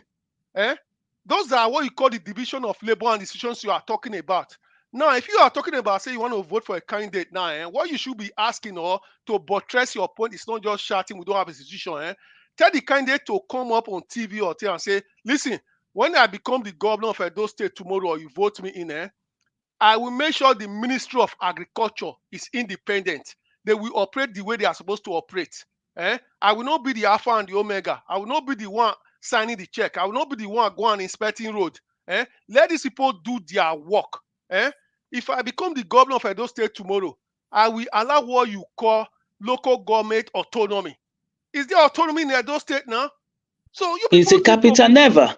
And did this person actually spoke on that? Alois, did this person actually spoke on that? The answer is a no. So which means it's also the same replication of what is happening. So why should I be convinced? That's why I say it's across all you have now, the current government, the future government, or the two candidates. That's why I say I will not rate Aswen versus Igodalo, because I watched the two shows. I've seen the two. That's why people are saying this one scores 6 or whatever. I didn't know what they were scoring. So that's why I said to you, the fundamentals are not being addressed. Same as when I asked this guy that question, the same Benin people, those sorry, I used that word wrong. The same those states that were shouting Godfather at that time, say it's bad. You are still the same Godfather system in the current one. So that's why you need to understand it. That's why I support Israel. What he's saying. The issue of somebody say, oh, they want to give free education or they don't feel buy school, they don't feel buy food. Louis. Yeah, have you finished?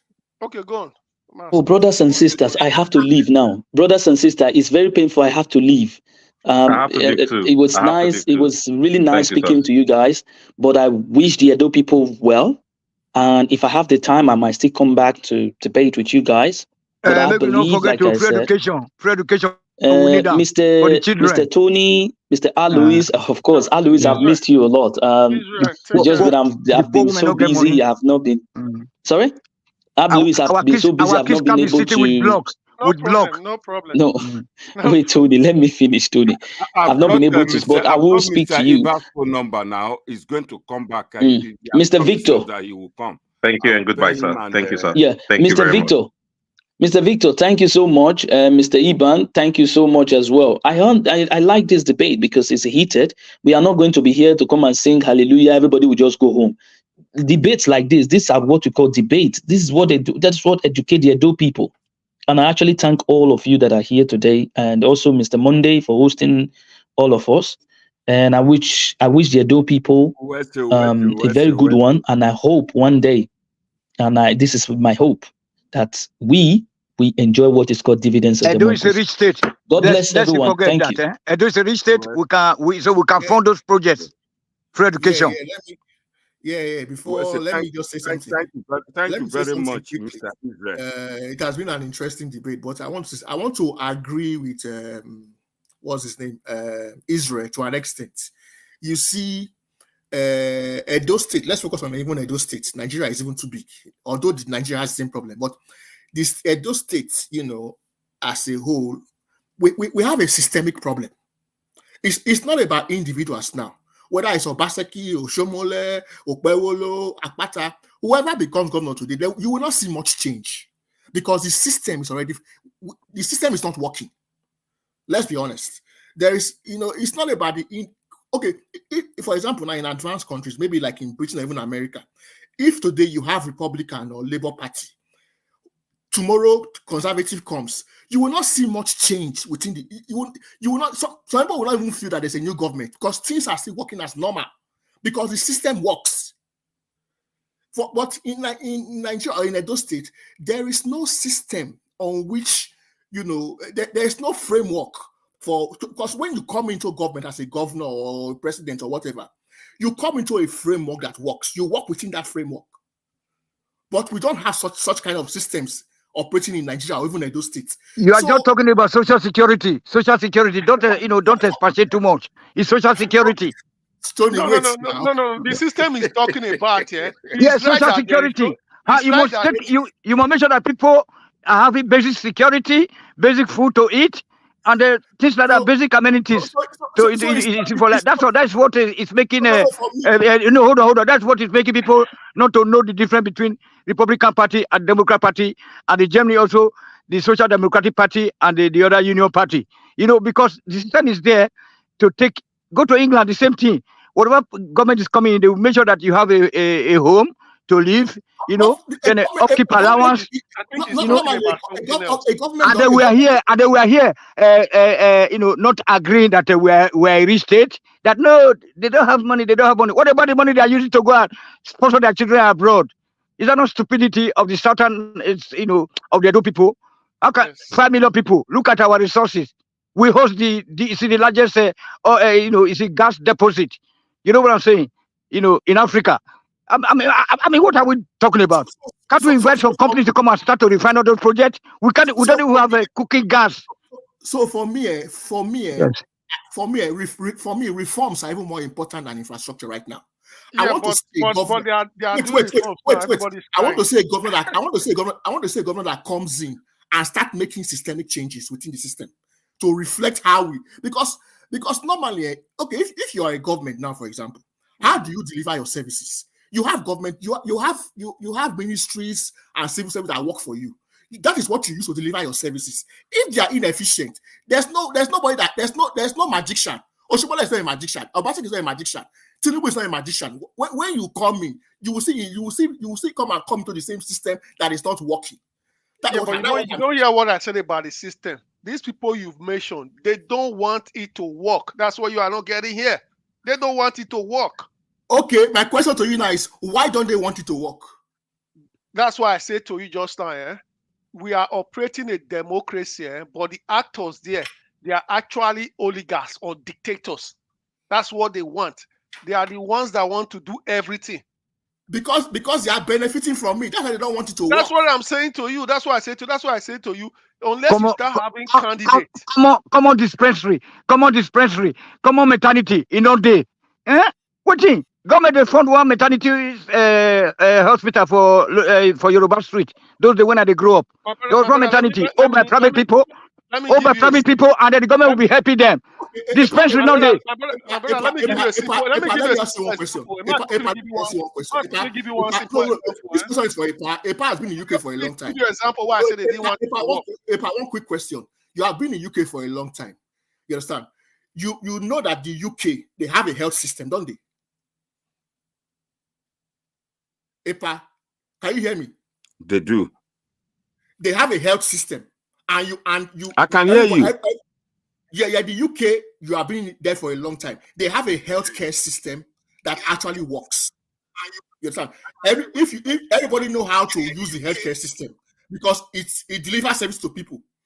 In Nigeria, in Edo State, do we have a working health? Forget about hospitals now. It's just a building. Do we have a healthcare system? I'm talking of a system that works. We don't.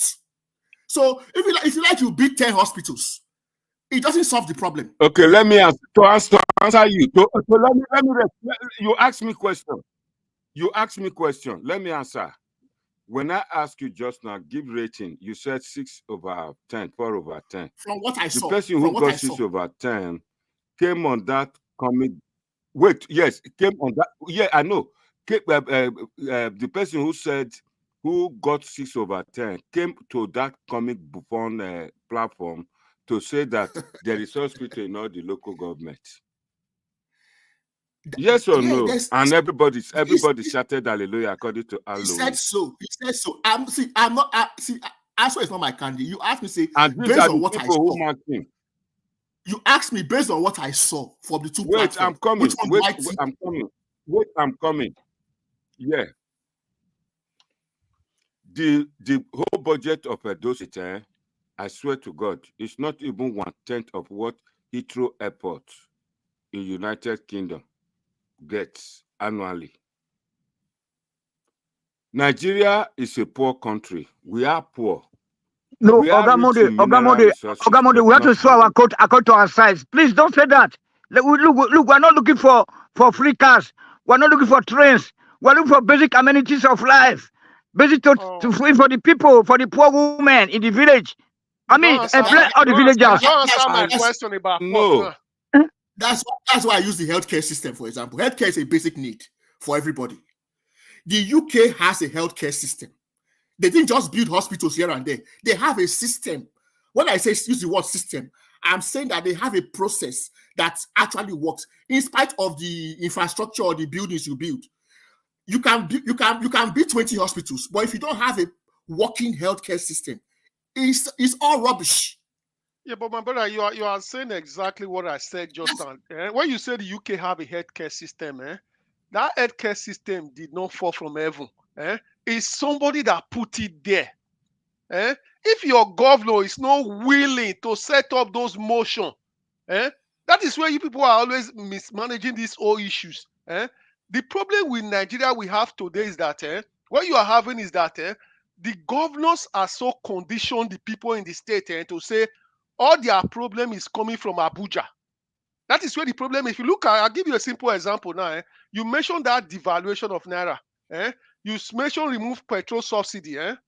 I will give you a little statistics here. I've read it to you before. In February, under Buhari, this was February 2003. Buhari was president. The money that was shared among the three tiers of government was 722 billion naira in 1 month. Fast forward, they don't remove subsidy and devalue the naira. Fast forward to the same month in 2024, naira devalued. The state and the federal government and money that was shared in 1 month, it was 799 last year. This month is 2.07 trillion naira. So these people are taking money and doing nothing. But what they do is that they condition you to believe, say the problem is all in Abuja. The states are getting money, they are doing nothing. Now, the fact that you talk about, say there's no institution, the UK healthcare system. The UK healthcare system was not just taken from heaven or from whatever. It was a prime minister. In the case of Edo State, it's a governor that will come up and say, I want to set it up. But you have politicians who are always said, see what they do to you that you people keep clapping for them. They will wake up tomorrow. Were these things working before? That's the question. That way you guys are missing it. Hold on, please. This thing we're working before. Hold on. This thing we're working before. All these institutions, how do they came into oblivion now?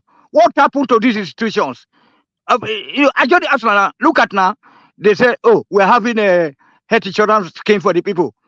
Women went there for village. Now you want to give paper to say, build dispensary, build hospitals, and equip them, not be empty buildings.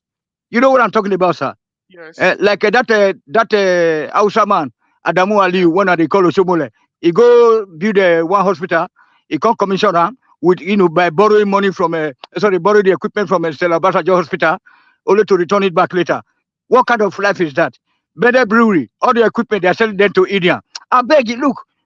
How did we get to this place? When did this institution stop? To hell with democracy, my people. But that's what I'm saying to you. It's what you put on top. It's who is leading you that will determine it. Institution does break down in many countries, but the point is it don't break down 20 years ago. The point is, where are you now? We don't have an institution. You need somebody who's going to build it. We can keep complaining, say first day, no day again. Must we be waiting? Hold on. Must everybody die finish? Make everybody come die finish before they will come to the institution. You are getting it wrong. If we want to build our institutions or want to build systems that work, it's not all about one person. It's not all about the governor or the president. No.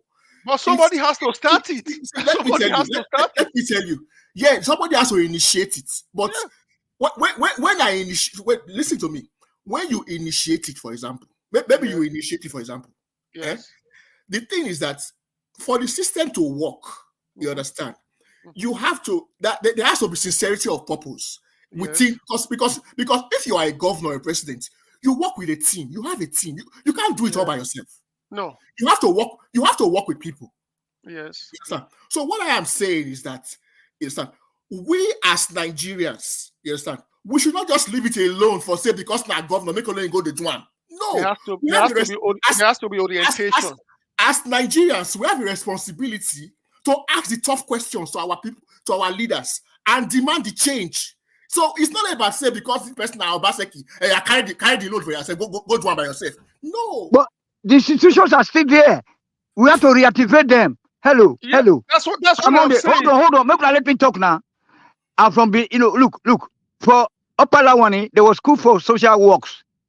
Then I used to ask, what is the function of the? They said no, they are to take care of the deaf and dumb people. They said in Ibadan. So they have the schools of social works, they have school of hygiene, they have school of nursery. May I just start from the lower cadre now? So, but the institution has been there before. We have all this, like these vehicle inspection officers. You have Ministry of Work that will be inspecting roads. People that will be surveying the roads. People that will be cleaning up the road. The institutions are there. How do we reactivate them? That's what people should be talking about, okay? Right on, sir.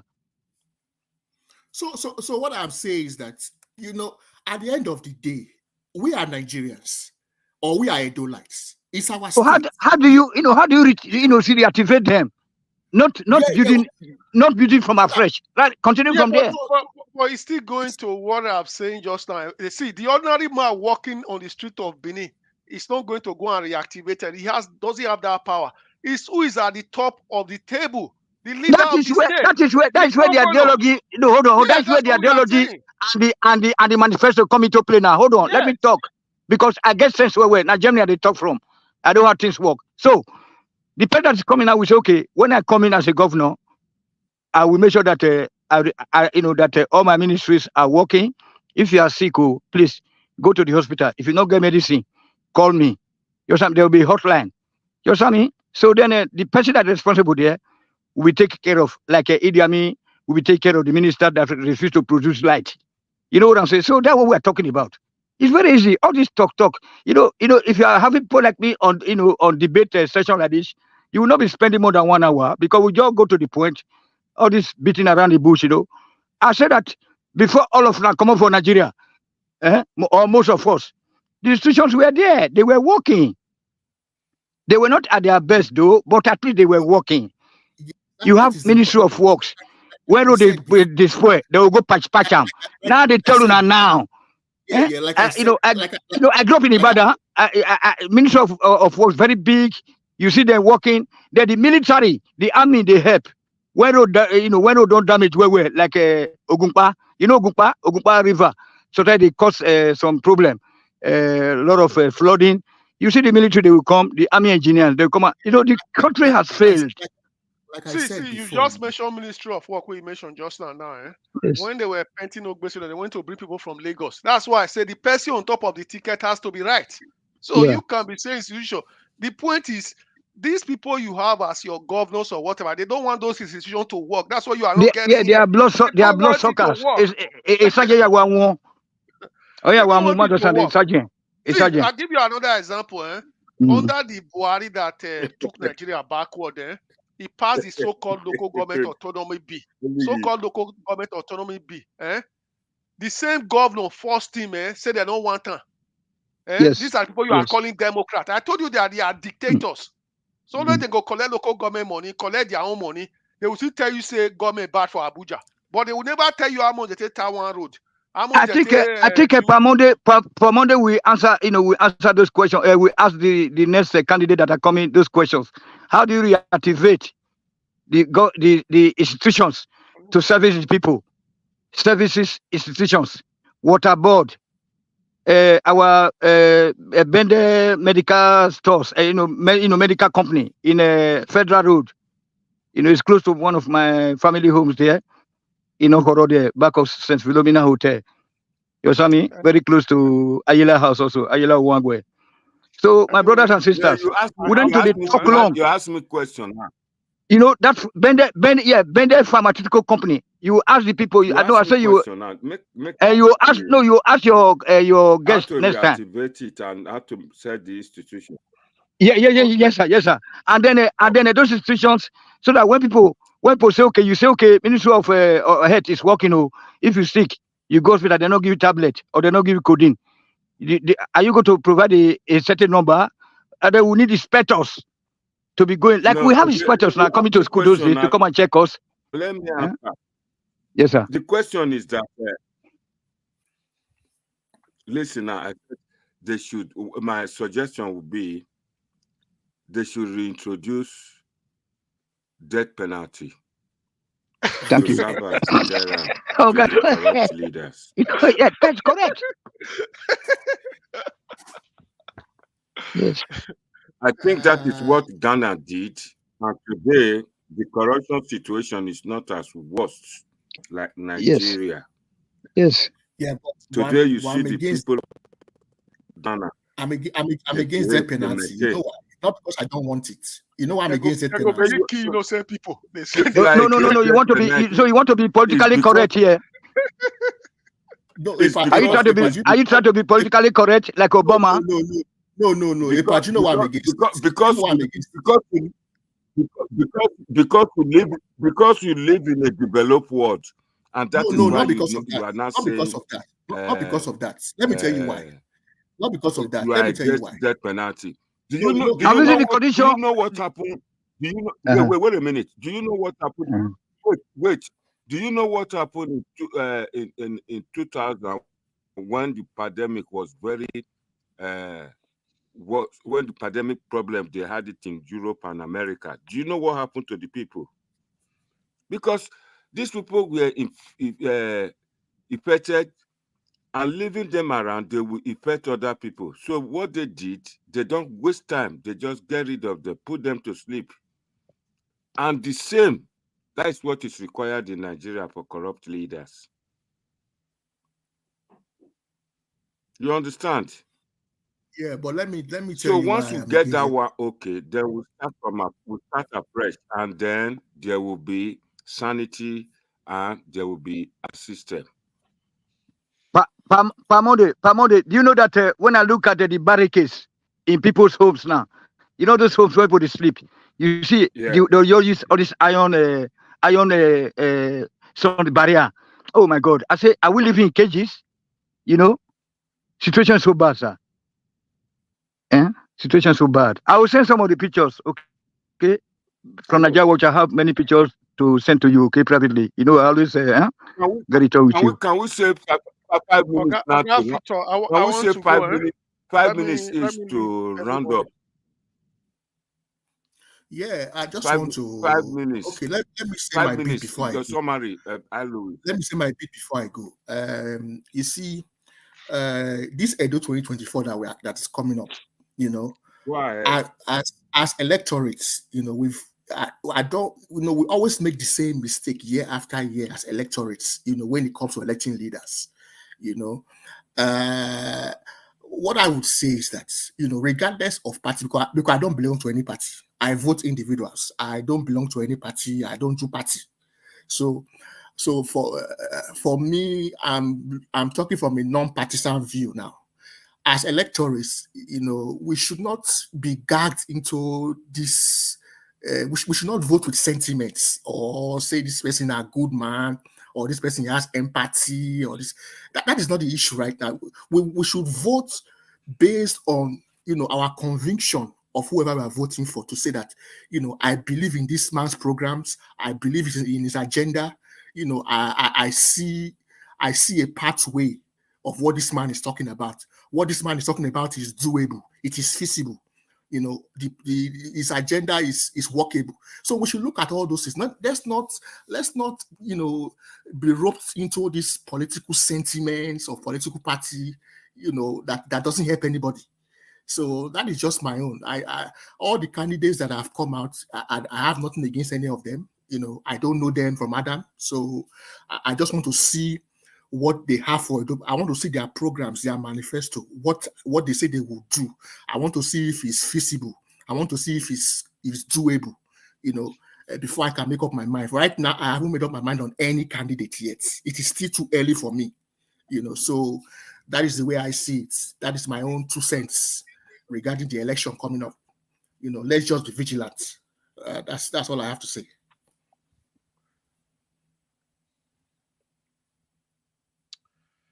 All right. Thank you very much. Alois. Oh, sorry, I haven't got much to say now. I'm just gonna say we've heard from the man. We've listened to the other man, and hopefully one day we'll listen to Mr. Akbata as well.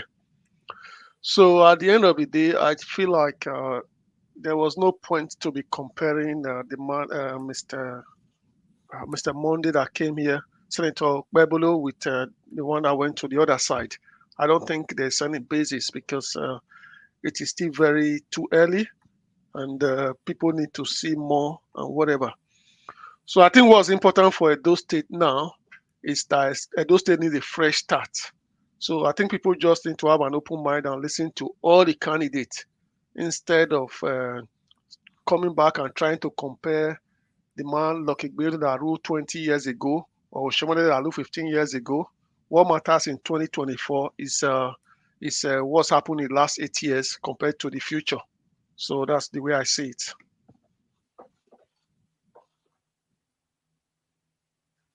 Thank you. Thank you. Tony. Yes, sir. Yes, Tony. sir. Okay, thank you. Yeah, thank you very much, sir. So as far as I'm concerned, nothing like election. That's what we call war. Now the war when they come, because they're going to be battle. It's a battlefield, between the so-called federal might where country where no exist. Talk less of a government. They would talk about election.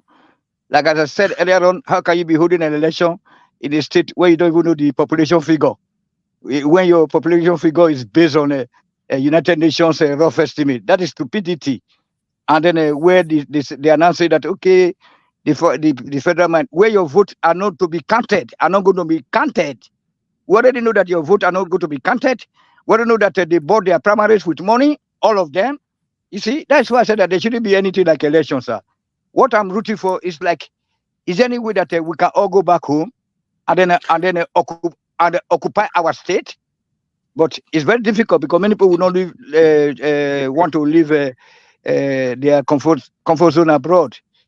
But look, they call Okbalaba, say all those rubber trees now.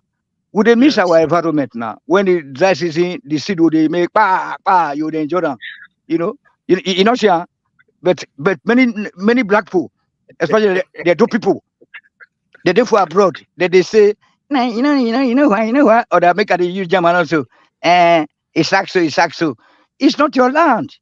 If I get up to my house, my neighbors now, my street now, only Russian and they get house there. If not typical German now go carry house near, if you come out in the morning, they never greet you. If you would prefer they greet white man now, because you're there for their country.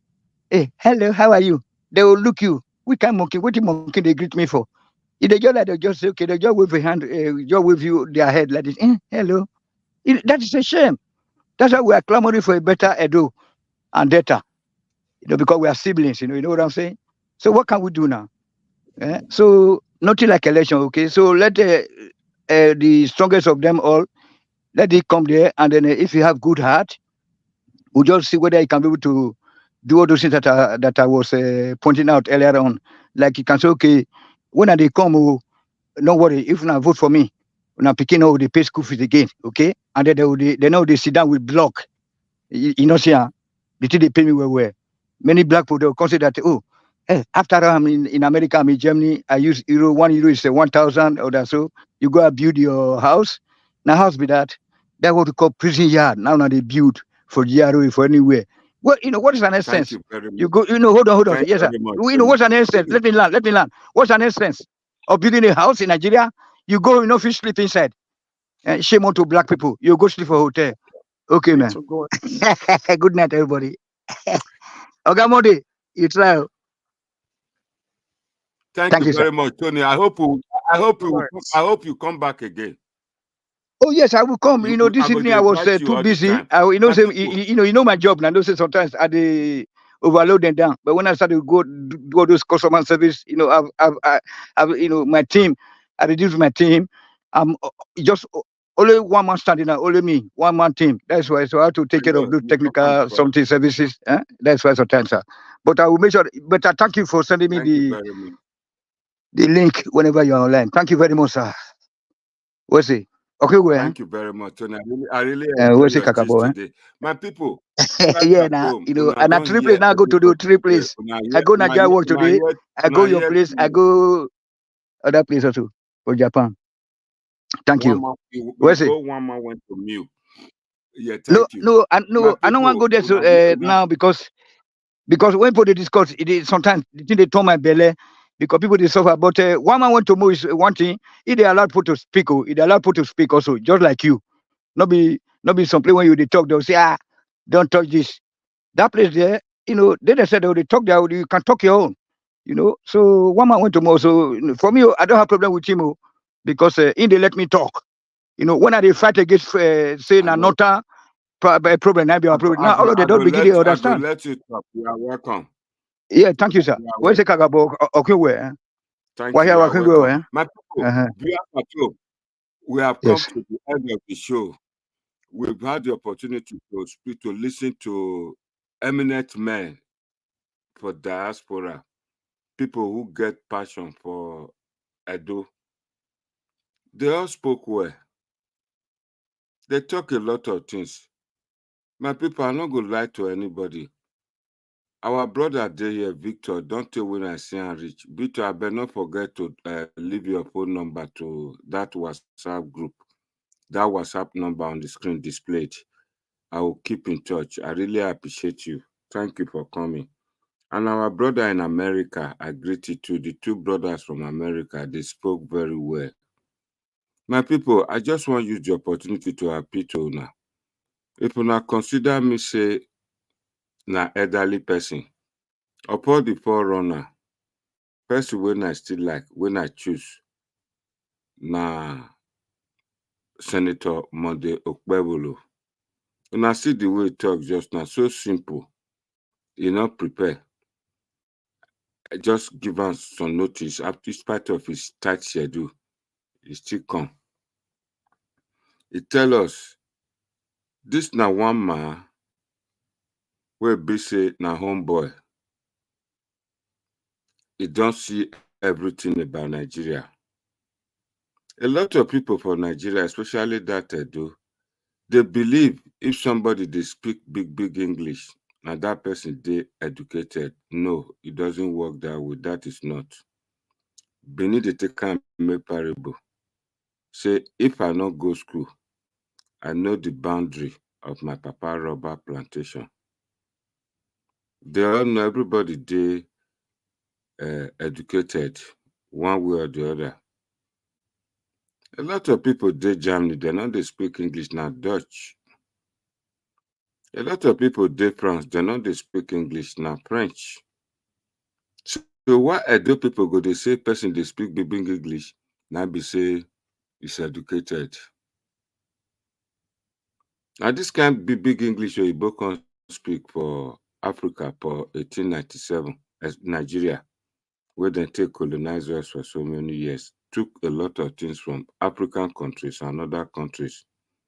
Today, our people again we talk say they go school, then they educated, they believe say na English na be education. Lie and not agree. Currently for Edo or other places, people who then they put for Dionwere, not all of them go school, but they know how to make wise judgment. They get wisdom. My people, now Okpebello, now me say it better. Our brother dey here, dodgy DD8. Now he come appear. Don't first come out throw away bomb, we go hide. Now I know say na Aswen Godalo in the support. My brother DD8. Not take that voice, that English way they speak, take Georgia. Aswen Godalo never put anything, touch anybody life for Edo State. And he want come become governor. Never even become before be councillor, local government chairman. He want be governor.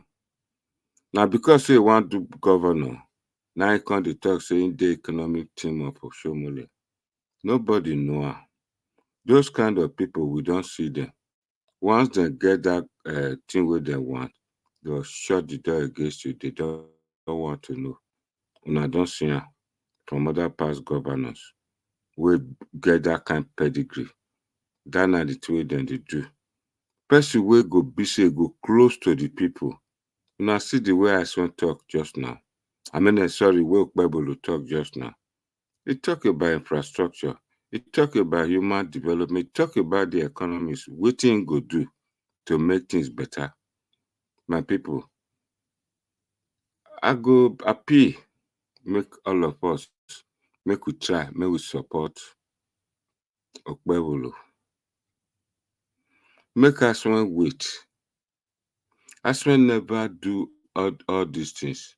There's no way we can find the construction of his mind at this point in time. A lot of the discussion today, the panelists, no one actually give credit to Governor Godwin Obaseki. And Governor Godwin Obaseki, now from that same system he take come from Lagos, go come cover up. You see, when Alois they talk about what they call project, he made mention of Lagos, he made mention of certain things, how government is supposed to be. When I hear from our brother in America, wey phony Mr. Iba, he talk and say, Aswan only participate for the process for the primary, not being organizer. Even then, when they got it wrong, they consider they go do rerun. So if Aswan Godalo go around Omigo platform, now have to know. And most people will watch am, most of them not get voters card. Most of them, they don't even know what thing they talk. And the thing will make them happy. They say, Aswan Godalo, the Burma, they speak, they use phonetics, they speak English. Many people get them for parable. They say, oh, the voice of the cock is beautiful. But if you go to where the cock, they sleep, it's full up of shit. We work material, but we are cannot be a sin. Aswan Godalo, you not get passion for Edo, not being be the person who I go vote for. Now, Okpebello, now I go beg people to vote for. Dodgy DD8 not like this thing when I talk so. Now, Aswan supporter, you are welcome. In September, we go know whether I dey lie or I not dey lie. Now the truth I dey talk.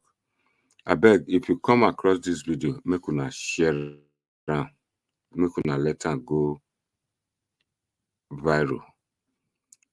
I not go forget greet certain people for this comment section, particularly one Rachel.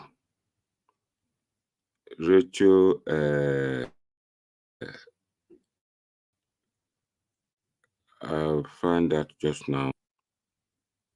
Rachel spoke and participated also, but now PDP they support. Lancelot Russell, thank you very much. Really do big job today. Gabriel, you try. I don't forget you. I see your comment. I see your contribution too. Valuable.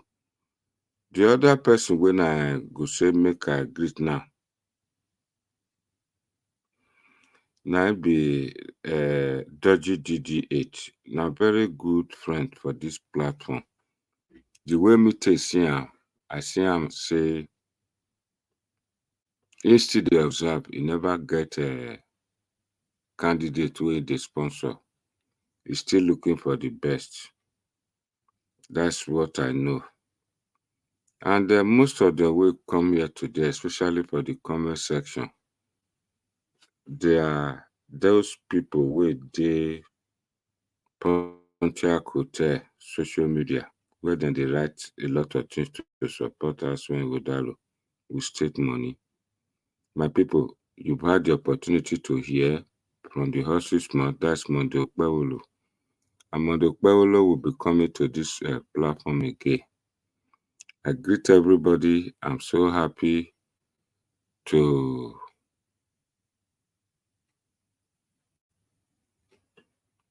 be with you today. We are back again and this platform will be on. It's activated now. Almost every day we go day here. Hillary Alfred, I not forget you. I greet you. I know so you be asking with Daloma. From the bottom of my heart, I greet everybody who will participate today. One of our sisters join us today. Dana Ijowa. All those na Ibota group. Madam Felicia.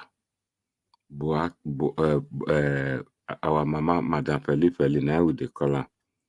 She join us today. She follow us all through. She go still dey background now. I greet you. I not forget you. All of everybody will come today. I greet everybody. Those will contribute, especially that our brother from America. And God will bless everybody. Till we meet again.